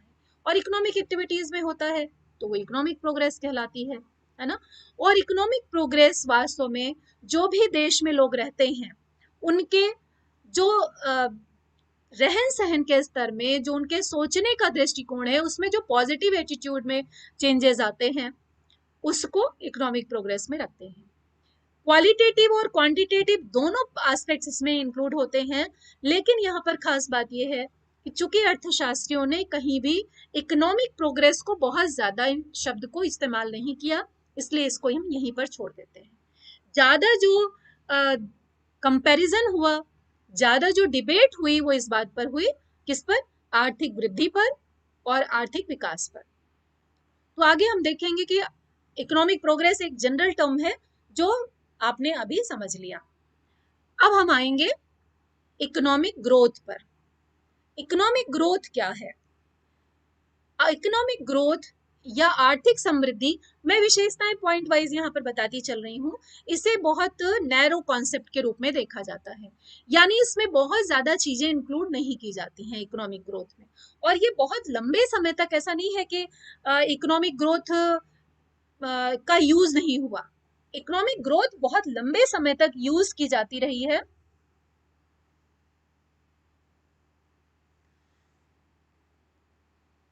इसका सबसे इंपॉर्टेंट एस्पेक्ट जो है वो है कि ग्रोथ जो है वो क्वांटिटेटिव होती है और ग्रोथ को बहुत आसानी से मेजर किया जा सकता है। क्यों? क्योंकि क्वांटिटी को आसानी से आप मेजर कर सकते हैं। तो इकोनॉमिक ग्रोथ आप देखते हैं ना, इकोनॉमिक डेवलपमेंट का आंकड़ा आपके सामने कभी नहीं आएगा। इकोनॉमिक डेवलपमेंट को मेजर करने के लिए पैरामीटर्स लेने पड़ते हैं कि क्या क्या चीजें बढ़ी तो डेवलपमेंट हुआ। लेकिन ग्रोथ के आंकड़े आपके सामने हमेशा मिलेंगे कि भारत की ग्रोथ कितनी है, भारत की ग्रोथ 6% है, 7% है, 8% है, ये आपको हमेशा आंकड़े मिलेंगे। तो इसका कारण यही है कि ग्रोथ चूंकि क्वांटिटेटिव है और इससे एब्सोल्यूट टर्म में मेजर कर सकते हैं, ये रिलेटिव नहीं है, तो इसी वजह से इसको कहा जाता है कि ये नैरो कॉन्सेप्ट है। तो ध्यान रखिएगा दो खास बातें, एक तो ये क्वांटिटेटिव है और दूसरे ये एब्सोल्यूट टर्म में यूज होते हैं। मापा कैसे जाता है? जो भी मेजरमेंट किया जाता है वो किससे किया जाता है? नेशनल इनकम कितनी बढ़ी, पर कैपिटा इनकम कितनी बढ़ी।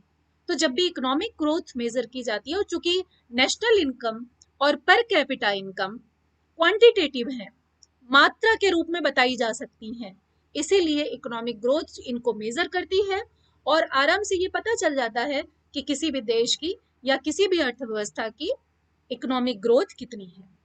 नेक्स्ट है, जैसा अभी आप देख रहे हैं कि वृद्धि का अभिप्राय है बढ़ना।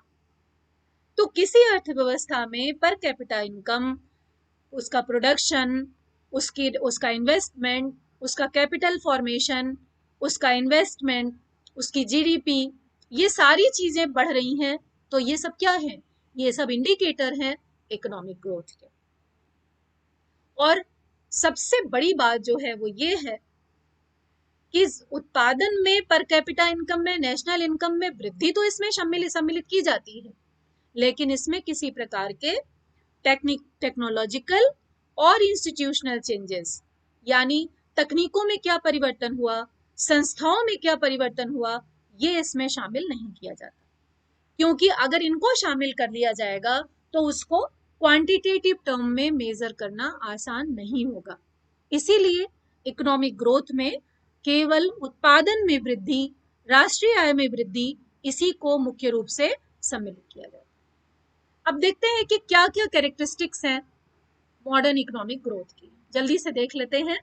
तो एक तो पहली क्या है, पर high rates of per capita income, अगर ग्रोथ, पॉपुलेशन ग्रोथ जो है वो बहुत ज्यादा हो, प्रति व्यक्ति उत्पादन वो भी बहुत ज्यादा हो, दोनों चीजें ध्यान रखिएगा, प्रति व्यक्ति उत्पादन और जनसंख्या वृद्धि बहुत ज्यादा हो, तो ये इकोनॉमिक ग्रोथ कही जाती है, जैसा भारत में इस समय है। भारत इस समय आर्थिक वृद्धि के दौर से गुजर रहा है, आर्थिक विकास उसका कितना हो रहा है ये अलग डिबेट का इशू है। इसके बाद दूसरा है, जो फैक्टर्स ऑफ प्रोडक्शन है उनकी प्रोडक्टिविटी बढ़ती है, यानी एक फैक्टर पहले से ज्यादा उत्पादन कर सकता है, क्योंकि जैसे जैसे रिसोर्सेज यूटिलाइज किए जाते हैं उनकी प्रोडक्टिविटी बढ़ती है, क्योंकि कैपेसिटी तो होती ही है व्यक्ति में, लेकिन वो अपनी फुल कैपेसिटी का यूज कर ले, ये इंपॉर्टेंट बात है। तीसरी खास बात ये है आर्थिक वृद्धि की कैरेक्टरिस्टिक्स में कि इसमें स्ट्रक्चरल ट्रांसफॉर्मेशन, मैन्युफैक्चरिंग सेक्टर और पब्लिक यूटिलिटी सर्विसेज और सर्विस सेक्टर ग्रो करता है। ये सारे लक्षण आप देख रहे हैं, ये क्या है, भारत की अर्थव्यवस्था के ही लक्षण हमें दिखाई दे रहे हैं। सर्विस सेक्टर ग्रो कर रहा है, मैन्युफैक्चरिंग सेक्टर भी मोर एंड लेस, अगर बिल्कुल कांस्टेंट तो नहीं है, स्ट्रक्चरल ट्रांसफॉर्मेशन भी बहुत अधिक, काफी हद तक दिख रहा है, अब संस्थागत परिवर्तन बहुत हद तक दिखाई दे रहा है, जो पब्लिक यूटिलिटी है वो भी पहले से काफी हद तक बढ़ रही है। इसके अलावा एक और इकोनॉमिक ग्रोथ का जो सिम्टम है वो है लोगों की आइडियोलॉजी में ट्रांसफॉर्मेशन, यानी रूढ़वादिता खत्म होना, अब आप कहेंगे भारत में तो ऐसा नहीं है, लेकिन पहले से काफी इंप्रूवमेंट है, खत्म होने की बात नहीं है, चेंज होने की बात है, चेंज तो आया है। अगर आप अपनी 1-2 पीढ़ी पहले के लोगों, अगर आपके पास अगर कोई हो उनसे आप बात करें, तो तब के एटीट्यूड में, तब के दृष्टिकोण में बहुत, और आज की आइडियोलॉजी में बहुत चेंज आया निश्चित रूप से। तो आर्थिक वृद्धि का ये एक सूचक है। और आर्थिक वृद्धि की सबसे खास बात यह है कि इसे रिलेट किया जाता है डेवलप्ड इकोनॉमी से। अब हम ये सोचेंगे कि इससे पहले जितने लक्षण थे वो तो डेवलपिंग इकोनॉमी के थे,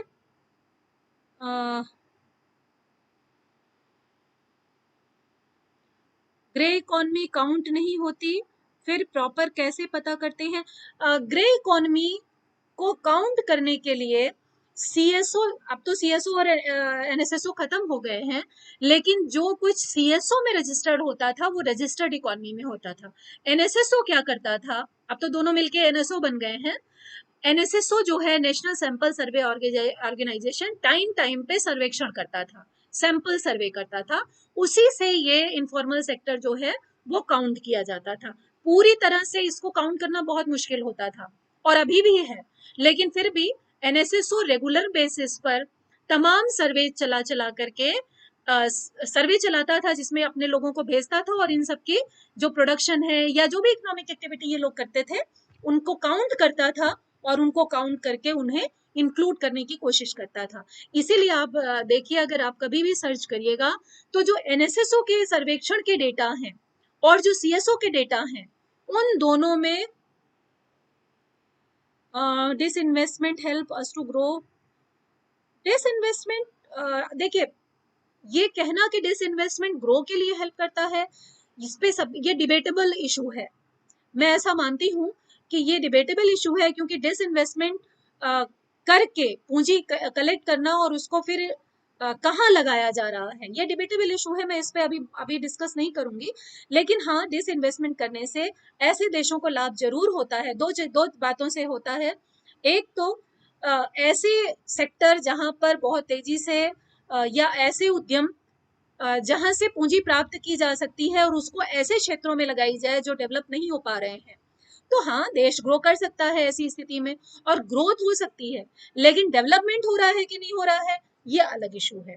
तो बिल्कुल मैं मानती हूँ कि ऐसा हो सकता है कि डिसइन्वेस्टमेंट से जो जो कैपिटल एक्युमुलेट की जा रही है उससे फायदा होगा, लेकिन शर्त वही है कि उसे कहाँ यूज किया जा रहा है, उसे कहाँ डिस्ट्रीब्यूट किया जा रहा है। आपको याद होगा कल बताया था, allocation of resources is very important. जो रिसोर्सेज है उनको कैसे एलोकेट किया जा रहा है। तो कैपिटल एक्यूमुलेट कर लेना, कैपिटल डिसइन्वेस्टमेंट से ले लेना तो बहुत आसान बात है, लेकिन उसको कैसे एलोकेट किया जा रहा है ये डिबेटेबल है। तो अभी बात करते हैं कि डेवलप्ड कंट्रीज से बच्चे, पूरा लेक्चर है इस पे एनएसएसओ और एनएसएसओ अब नहीं है, एनएसएसओ और सीएसओ को मर्ज कर दिया गया है। पहले ये दो ऑर्गेनाइजेशन थे, CSO central statistical organisation, NSSO national sample survey organisation, दोनों के काम अलग अलग थे। एनएसएसओ फील्ड में जाके वर्क करता था, फील्ड में जाके इनफॉर्मल सेक्टर के डेटा कलेक्ट करके लाता था। सीएसओ जो है, जो रजिस्टर्ड डेटा होता था उसको कलेक्ट करता था और उससे फिर सारे डेटा अपना प्रस्तुत करता था, पब्लिश करता था। लेकिन अब दोनों को मर्ज कर दिया गया है, सीएसओ और एनएसएसओ को, दोनों को मिलाकर के एक ऑर्गेनाइजेशन बना दिया गया है, एनएसओ नेशनल स्टैटिस्टिकल ऑर्गेनाइजेशन। और अब यही वर्क कर रहा है और यही सर्वे भी कर रहा है। यानी काम मोर एंड लेस दोनों अभी भी अपने वही पुराने कर रहे हैं, लेकिन अब वो एक संस्था के रूप में काम कर रहे हैं। ठीक है, ओके।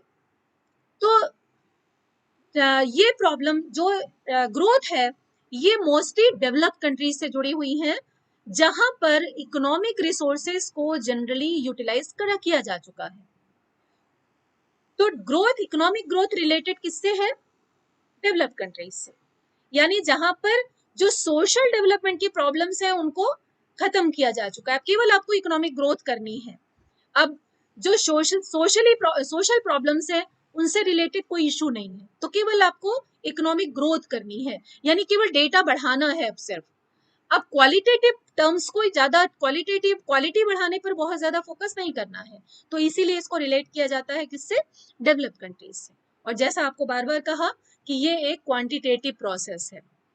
और दूसरी इंपॉर्टेंट बात ये है कि ये एक संस्थागत दशा में, बहुत टेक्निकल टर्म से आगे बढ़ते हैं, इसको आपको जानने की जरूरत नहीं है। इकोनॉमिक ग्रोथ जो है ये एक लॉन्ग टर्म प्रोसेस। आगे चलते हैं। तो इसका मतलब ये हुआ कि जो इकोनॉमिक ग्रोथ है ये कुछ सेक्टर से और कुछ वेरिएबल्स के शॉर्ट टर्म इंप्रूवमेंट से रिलेटेड है ना। इसका मतलब यहाँ पर यही हुआ कि जो इकोनॉमिक ग्रोथ है ये कुछ सेक्टर और कुछ वेरिएबल्स के शॉर्ट टर्म इंप्रूवमेंट से रिलेटेड है। जल्दी से आते हैं जो इकोनॉमिक ग्रोथ है उसकी कॉन्सेप्ट से। कौन कौन से कॉन्सेप्ट्स इसके अंतर्गत आते हैं? यानी आर्थिक समृद्धि कब मानी जाती है, कब माना जाता है कि देश में इकोनॉमिक ग्रोथ है, अर्थव्यवस्था में इकोनॉमिक ग्रोथ है? जब जीडीपी बढ़े, जीएनपी बढ़े, ये सारी चीजें मैं आपको सब चीजें पढ़ाऊंगी इनके बारे में, आपको परेशान होने की जरूरत नहीं है। राष्ट्रीय आय का एक पूरा लेक्चर है जो आपको शुरू करूंगी और इन सब के बारे में आपको डिटेल में बताऊंगी, और इनमें क्या डिफरेंसेस हैं ये भी आपको बताऊंगी, जो मोस्ट प्रोबेबली अगले हफ्ते में जो लेक्चर्स होंगे उसमें इसे इंक्लूड करूंगी। तो सकल घरेलू उत्पाद में वृद्धि यानी जीडीपी, ग्रॉस डोमेस्टिक प्रोडक्ट में अगर इंक्रीमेंट होता है तो इकोनॉमिक ग्रोथ है। जीएनपी अगर ग्रो कर रहा है, ग्रॉस नेशनल प्रोडक्ट में अगर इंक्रीमेंट है तो ये इकोनॉमिक ग्रोथ है। अगर पर कैपिटा जीडीपी बढ़ रहा है या पर कैपिटा इनकम बढ़ रही है तो ये भी इकोनॉमिक ग्रोथ है। अगर पर कैपिटा जीएनपी बढ़ रहा है, इन सब में डिफरेंसेस आपको बताऊंगी, अभी आप प्लीज मैसेजेस मत डालिएगा, सारी चीजें आपको कल बताऊंगी। तो जीएनपी पर कैपिटा अगर बढ़ रहा है तो ये भी इकोनॉमिक ग्रोथ का सिम्टम है। अगर national domestic product per capita बढ़ रहा है, सॉरी नेट डोमेस्टिक प्रोडक्ट अगर बढ़ रहा है तो ये भी इकोनॉमिक ग्रोथ है। अगर एनएनपी पर कैपिटा बढ़ रहा है, एनएनपी का फुल फॉर्म क्या है ये नोट करके रखिएगा यहाँ पर, इसीलिए मैंने इसे रेड लाइन में कर रखा है, नेट नेशनल प्रोडक्ट। इस पर बहुत सारे कॉम्पिटिटिव एग्जाम में क्वेश्चन आए हैं, बहुत सारे। मैंने बैंकिंग के बहुत सारे पेपर देखे, उसमें भी ये क्वेश्चंस आए हैं। तमाम सारे कॉम्पिटिशन्स के जो पेपर मैंने देखे, चाहे वो नेट का एग्जाम हो, चाहे बीएड एंट्रेंस का एग्जाम हो, बैंक का एग्जाम हो, टीईटी का एग्जाम हो, उसमें ये क्वेश्चन बहुत बहुत बार रिपीट हुआ है। तो इसको ध्यान में रखिएगा कि एनएनपी पर कैपिटा, इसीलिए इसको रेड कर रखा है ना। तो ये कहा जाता है कि इकोनॉमिक ग्रोथ को कहा तो इकोनॉमिक ग्रोथ तो इन सबके बढ़ने से होती है, जीडीपी बढ़े, जीएनपी बढ़े, per capita GDP, per capita NDP, per capita GNP बढ़े, सब में इकोनॉमिक ग्रोथ होती है। तो सबसे उपयुक्त कौन सा कॉन्सेप्ट है, तो ये बात नोट करके रखिएगा, आपका आंसर होना चाहिए एनएनपी पर कैपिटा, यानी नेट नेशनल प्रोडक्ट। यहां पर एक चीज ये ध्यान रखिएगा, ये घरेलू शब्द यहाँ गलती से आ गया है, यहाँ पर ये है राष्ट्रीय, शुद्ध राष्ट्रीय उत्पाद। ये लिखने में थोड़ी सी गड़बड़ हो गई है, ये घरेलू शब्द नहीं है यहाँ पर, ये है प्रति व्यक्ति शुद्ध राष्ट्रीय उत्पाद, राष्ट्रीय उत्पाद, इसे सही कर लीजिएगा, प्रति व्यक्ति शुद्ध राष्ट्रीय उत्पाद। एन का मतलब है नेट, और अभी तक मेरी आदत नहीं पड़ी इसे लिखने की, नेट, और इस एन का मतलब है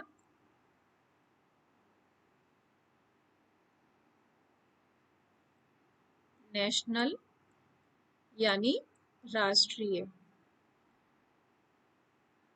नेट नेशनल प्रोडक्ट, ठीक है।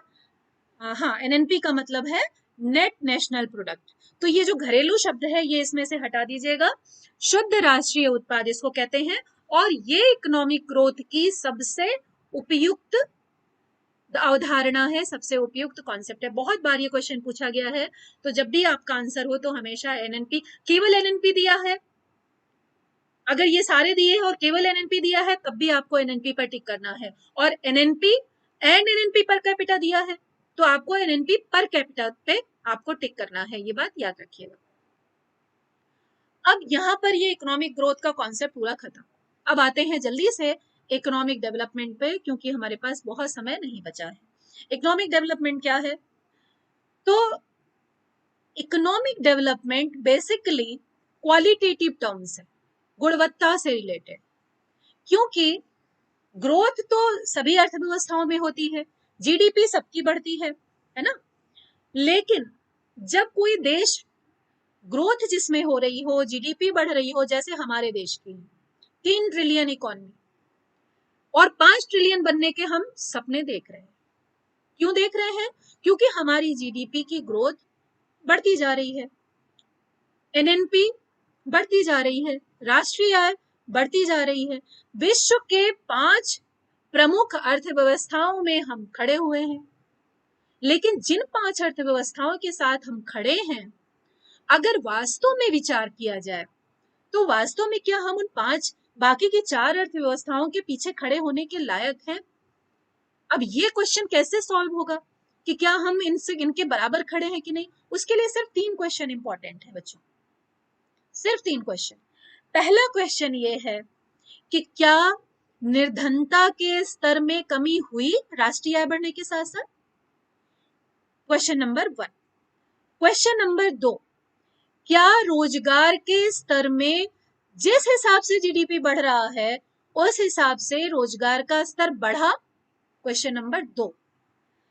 तीसरा प्रश्न है, तीसरा जो महत्वपूर्ण प्रश्न है, ये 3 ही प्रश्न होते हैं बस दोनों को डिफरेंशिएट करने के लिए, कि क्या निर्धनता में कमी के साथ साथ रोजगार में वृद्धि के साथ साथ जो आर्थिक विषमता है, जो असमानताएं हैं तमाम तरह की, चाहे वो क्षेत्रीय विषमता हो, चाहे वो आय की विषमता हो, चाहे वो धन की विषमता हो, चाहे वर्ग की विषमता हो, क्या ये सारी असमानताएं कम हुई हैं? सिर्फ 3 प्रश्नों का उत्तर देना है सरकार को। अगर जीडीपी बढ़ने के साथ साथ केवल क्वांटिटी में आप 3 ट्रिलियन के हो गए तो आप अपने को 5वीं सबसे बड़ी अर्थव्यवस्था गिन रहे हैं, ये बहुत ही बेवकूफी का स्तर है, मुझे लगता है इसको समझना डिबेटेबल इशू है, मेंस के लिए बहुत इंपॉर्टेंट है। लेकिन यहाँ पर इंपॉर्टेंट बात यही है कि आर्थिक विकास हम नहीं कर रहे, आर्थिक वृद्धि हम कर रहे हैं, जितने लक्षण है आर्थिक वृद्धि पे हम पे लागू हो रहे हैं, लेकिन आर्थिक विकास के सारे जो सिम्टम्स हैं वो हमारे देश में नहीं दिख रहे।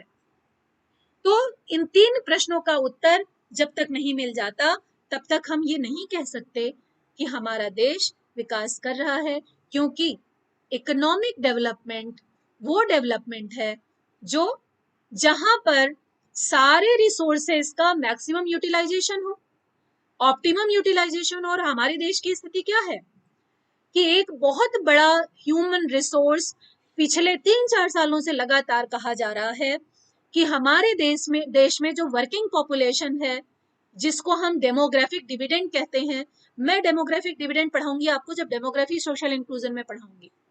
इतना बड़ा डेमोग्राफिक डिविडेंड है हमारे देश में, है ना, बहुत बड़ा। कहा जाता है कि विश्व में इस समय सबसे ज्यादा वर्किंग पॉपुलेशन का मतलब क्या होता है, 15 से आप जब आपको अगर पता हो तो जरा जवाब देंगे। आर के सिंह, ओके।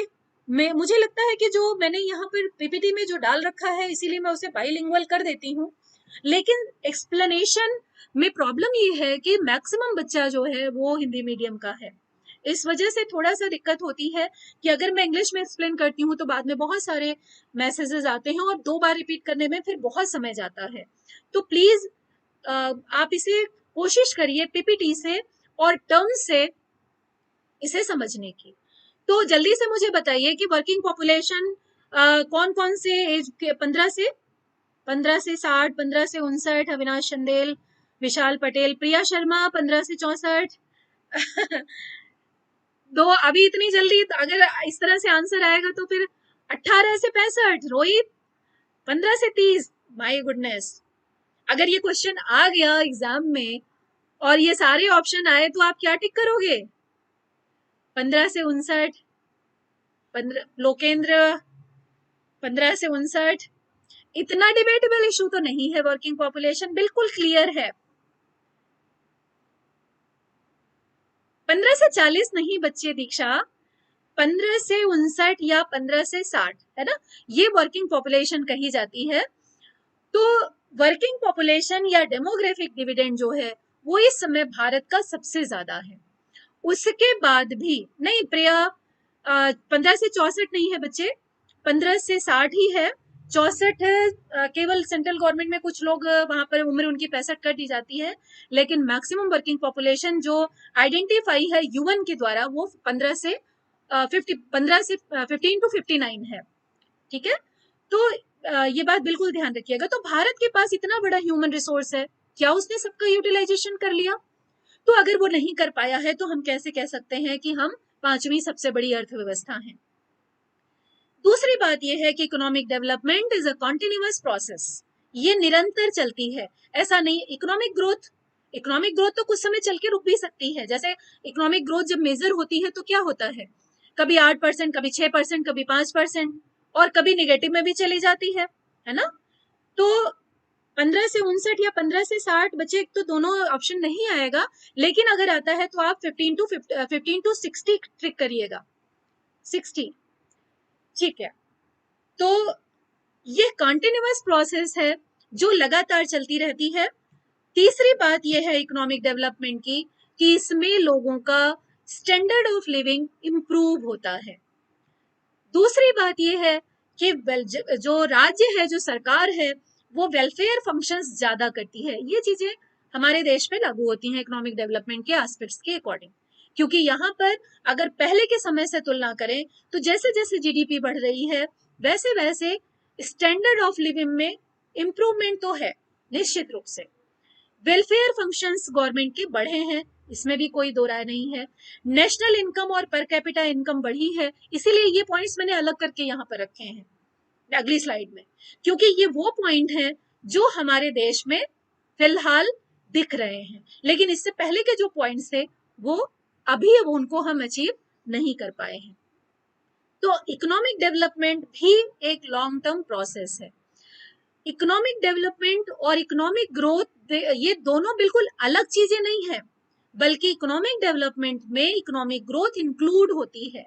यानी इकोनॉमिक ग्रोथ में, इकोनॉमिक डेवलपमेंट में दोनों चीजें शामिल होती हैं, क्वांटिटेटिव इंक्रीमेंट भी हो और क्वालिटेटिव इंप्रूवमेंट भी हो।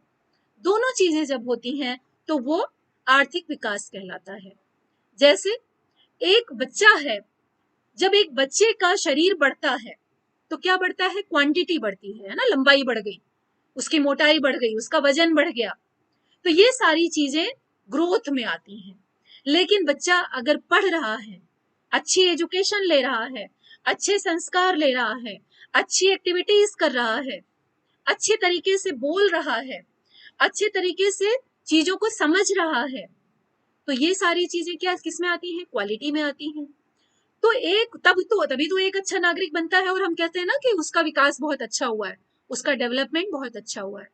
तो बड़ी सिंपल सी बात है, अगर केवल क्वांटिटी बढ़ती है तो वो इकोनॉमिक ग्रोथ, और क्वालिटी एंड क्वांटिटी दोनों बढ़ती है तो वो आर्थिक विकास या इकोनॉमिक डेवलपमेंट। जल्दी से आगे बढ़ते हैं। इसमें आर्थिक विकास में ये इकोनॉमिक ग्रोथ की खास बात है कि उसमें केवल वही वेरिएबल्स शामिल होते हैं जो इकोनॉमिक होते हैं, जैसे नेशनल इनकम है ना, अभी बताया, एनएनपी, जीडीपी, ये सारे इकोनॉमिक वेरिएबल्स हैं, आर्थिक चर जिनको कहा जाता है। तो केवल इकोनॉमिक वेरिएबल्स इंक्लूड किए जाते हैं इकोनॉमिक डेवलपमेंट, इकोनॉमिक ग्रोथ में। लेकिन इकोनॉमिक डेवलपमेंट में इकोनॉमिक वेरिएबल्स या आर्थिक चरों के साथ साथ गैर आर्थिक चर या नॉन इकोनॉमिक वेरिएबल्स कौन से होते हैं, जिनको मात्रा में मापा नहीं जा सकता, जैसे एजुकेशन जो सर्विसेज होती हैं, आप यूं कह सकते हो, जिनको क्वांटिटी में ऐसे मेजर नहीं कर सकते, इनके प्रोडक्शन को क्वांटिटी में सच मेजर नहीं कर सकते। तो हेल्थ सर्विसेज हैं, जीवन कितने लंबे समय तक लोग जी रहे हैं, नागरिकों की जीवन प्रत्याशा क्या है, लाइफ एक्सपेक्टेंसी जिसको कहते हैं, जेंडर डेवलपमेंट कैसा हुआ है ना, जो लड़की और लड़के में भेद है वो कम है या ज्यादा है, जो न्यूट्रिशन लेवल है, जो पोषण का स्तर है वो कैसा है, जो लिटरेसी रेट है वो कैसी है, ये सारी चीजें नॉन इकोनॉमिक वेरिएबल कहलाती हैं, और डेवलपमेंट में इन सबको इंक्लूड किया जाता है। ये सर्विसेज, जितनी सर्विसेज है मोस्टली, वो सब इसमें इंक्लूड की जाती हैं। आगे चलते हैं जल्दी से, मैं इसे स्किप कर दे रही हूं। आर्थिक विकास या इकोनॉमिक डेवलपमेंट में राष्ट्रीय आय में जो सबसे ज्यादा योगदान है वो कृषि का घट जाता है, और सर्विस सेक्टर और इंडस्ट्रियल सेक्टर का बढ़ जाता है। दूसरी बात जो बहुत इंपॉर्टेंट लाइन है वो ये वाली है, नेक्स्ट लाइन है, वो ये है कि इकोनॉमिक डेवलपमेंट में इकोनॉमिक वेलफेयर बढ़ता है, ह्यूमन इकोनॉमिक वेलफेयर बढ़ता है, मानव का आर्थिक कल्याण बढ़ता है। इसीलिए मैंने कहा ना, तीन पैमाने, तीन parameters, 3 parameters are very important, कि इकोनॉमिक ग्रोथ के साथ साथ क्या पावर्टी रिड्यूस हो रही है, क्या एम्प्लॉयमेंट जनरेट हो रहा है, उसमें इंक्रीमेंट हो रहा है, क्या इनइक्वालिटी घट रही है, जो असमानताएं हैं, जो विषमताएं हैं वो घट रही हैं। अगर ये पैरामीटर्स हैं, इन पैरामीटर्स पे कोई देश पूरा कर रहा है तो इकोनॉमिक वेलफेयर बढ़ रहा है, और फिर वो देश डेवलपमेंट के पाथ पर बहुत अच्छे से चल रहा है। क्योंकि अगर केवल ग्रोथ हो रही है तो केवल ग्रोथ है, डेवलपमेंट उतनी तेजी से नहीं हो रहा। फिर नेक्स्ट पॉइंट ये है कि जो इकोनॉमिक डेवलपमेंट है वो मल्टी फेसेट है ना, मल्टी फेसेट है, इसमें बहुत सारी चीजें इंक्लूड होती हैं। इकोनॉमिक ग्रोथ में क्या है, केवल क्वांटिटी वाली चीजें इंक्लूड होती हैं, लेकिन इकोनॉमिक डेवलपमेंट मल्टी फेसेट है, जिसमें बहुत सारी चीजें इंक्लूड होती हैं। सोशल हैबिट्स कैसी हैं, एजुकेशन और हेल्थ के बारे में तो आपसे बात कर ही ली, जो लिविंग ऑफ स्टैंडर्ड है लोगों का वो कैसा है, और इस समय एक टर्म और यूज किया जाने लगा है, अभी मैं आगे भी वो बताती हूँ। डेवलपमेंट में सबसे इंपॉर्टेंट बात यह है कि किसी अर्थव्यवस्था में जो सोशल चेंजेस हैं वो अच्छी तरह से हो रहे हैं कि नहीं हो रहे हैं, जो कल्चरल चेंजेस हैं वो अच्छे हैं कि नहीं है, जो इंस्टीट्यूशनल चेंजेस हैं वो अच्छी तरह से हो रहे हैं कि नहीं हो रहे हैं। तो इकोनॉमिकल चेंजेस, इकोनॉमिक ग्रोथ के साथ साथ जो लोगों की सोच है, लोगों का एटीट्यूड है, जो सोशल वेलफेयर है, जो कल्चरल वेलफेयर है, इंस्टीट्यूशनल पॉजिटिव चेंजेस हैं, वो सारी चीजें अगर साथ साथ बढ़ रही हैं, उनमें चेंजेस हो रहे हैं, पॉजिटिव चेंजेस, तो इसका मतलब इकोनॉमिक ग्रोथ हो रही है। ये अंतर में बहुत ज्यादा ये पीपीटी में आपके सामने पड़ा हुआ है, आप इसे खुद पढ़ सकते हैं, क्योंकि ग्रोथ और डेवलपमेंट को साथ साथ मैंने आपको डिफाइन कर दिया है। आप इनको अच्छी तरह से अगर आप समझ गए हैं तो डिफरेंशिएट आप खुद कर सकते हैं। नेचर के बेसिस पे अंतर है, नेचर जो है इनमें दोनों के अंतर है, सोशल जस्टिस में दोनों के अंतर है, जो टारगेट है उसमें अंतर है, जो पॉजिटिविटी और निगेटिविटी है, क्योंकि ग्रोथ जो है वो पॉजिटिव और निगेटिव दोनों हो सकती है, लेकिन डेवलपमेंट कभी निगेटिव नहीं होता है। इसके बाद जो अगला अंतर है वो ये है कि जो ग्रोथ है वो डेवलप्ड कंट्रीज के संदर्भ में की जाती है ना, विकसित देशों के संदर्भ में यानी डेवलप्ड कंट्रीज के संदर्भ में की जाती है, जबकि जो डेवलपमेंट है, जाहिर सी बात है कि डेवलपमेंट उन्हीं का तो होगा जिनका डेवलपमेंट अभी नहीं हुआ है, तो इसीलिए डेवलपमेंट वर्ड यूज किया जाता है डेवलपिंग कंट्रीज के कंसर्न में। उसके बाद कुछ और अंतर है, जैसे इसमें कोई नई बात क्रिएट नहीं होती, बस खाली इंप्रूवमेंट होता है। जैसे आज जीडीपी इतनी है तो कल जीडीपी इतनी हो गई, लेकिन नवीनता का सृजन होता है, नई नई चीजें इंक्लूड होती हैं किसमें, डेवलपमेंट में। इसमें क्या है, जो इक्विलिब्रियम बन जाता है चीजों का, उसमें कोई बेसिक चेंजेस नहीं आते, no change in basic equilibrium, उसके डायरेक्शन में कोई विशेष परिवर्तन नहीं होता, लेकिन इसमें कोशिश की जाती रहती है, क्योंकि इसमें इक्विलिब्रियम स्टैब्लिश ही नहीं होता। इक्विलिब्रियम तो तब आता है जब सारी चीजें अच्छी तरह से सेट हो जाती हैं, संसाधनों का पूरा विदोहन हो चुका होता है।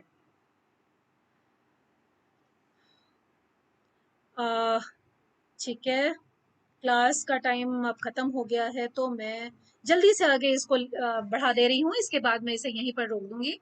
इकोनॉमिक ग्रोथ के इंडिकेटर, जैसा अभी आपने देखा जीडीपी और पर कैपिटा इनकम है। इकोनॉमिक डेवलपमेंट के बहुत सारे इंडेक्सेस हैं जो मुझे अभी डिस्कस करने हैं डिटेल में, क्योंकि इन पर बहुत क्वेश्चन आते हैं। ये सारे इंडेक्सेस जो हैं वो इकोनॉमिक डेवलपमेंट के इंडेक्सेस हैं। आर्थिक विकास को प्रभावित करने वाले कारक, इसे भी मैं इसे यहीं पर छोड़ दे रही हूँ, कल यहीं से शुरू करूंगी। इकोनॉमिक डेवलपमेंट को प्रभावित करने वाले जो कारक हैं, इकोनॉमिक फैक्टर्स जो इसको अफेक्ट करते हैं, तो ठीक है बच्चों। फिलहाल मैं, हाँ बिल्कुल राजू, टाइम मुझे ध्यान नहीं रहता है पढ़ाते समय, अभी मैंने देखा कि टाइम हो गया है, तो अब मैं जल्दी से समाप्त कर रही हूँ, आपकी दूसरी क्लास का टाइम हो रहा है। तो ठीक है बच्चों, आप पीपीटी के लिए कुछ प्राविधान है, प्रतीक, हाँ मैं पीपीटी आपको पीपीटी में शेयर कर दूंगी, लेकिन अभी एक बार डेवलपमेंट की सारी क्लास हो जाने दीजिए, क्योंकि ये सब लिंक्ड है एक दूसरे से, तो अभी सारी पीपीटी इसी में सम्मिलित है। जो कमेंट करना है आपको इसी में जल्दी से कमेंट कर दीजिएगा या बाद में कर दीजिएगा। चलिए बच्चों, जय हिंद जय भारत, सब लोग अपना ध्यान रखिए।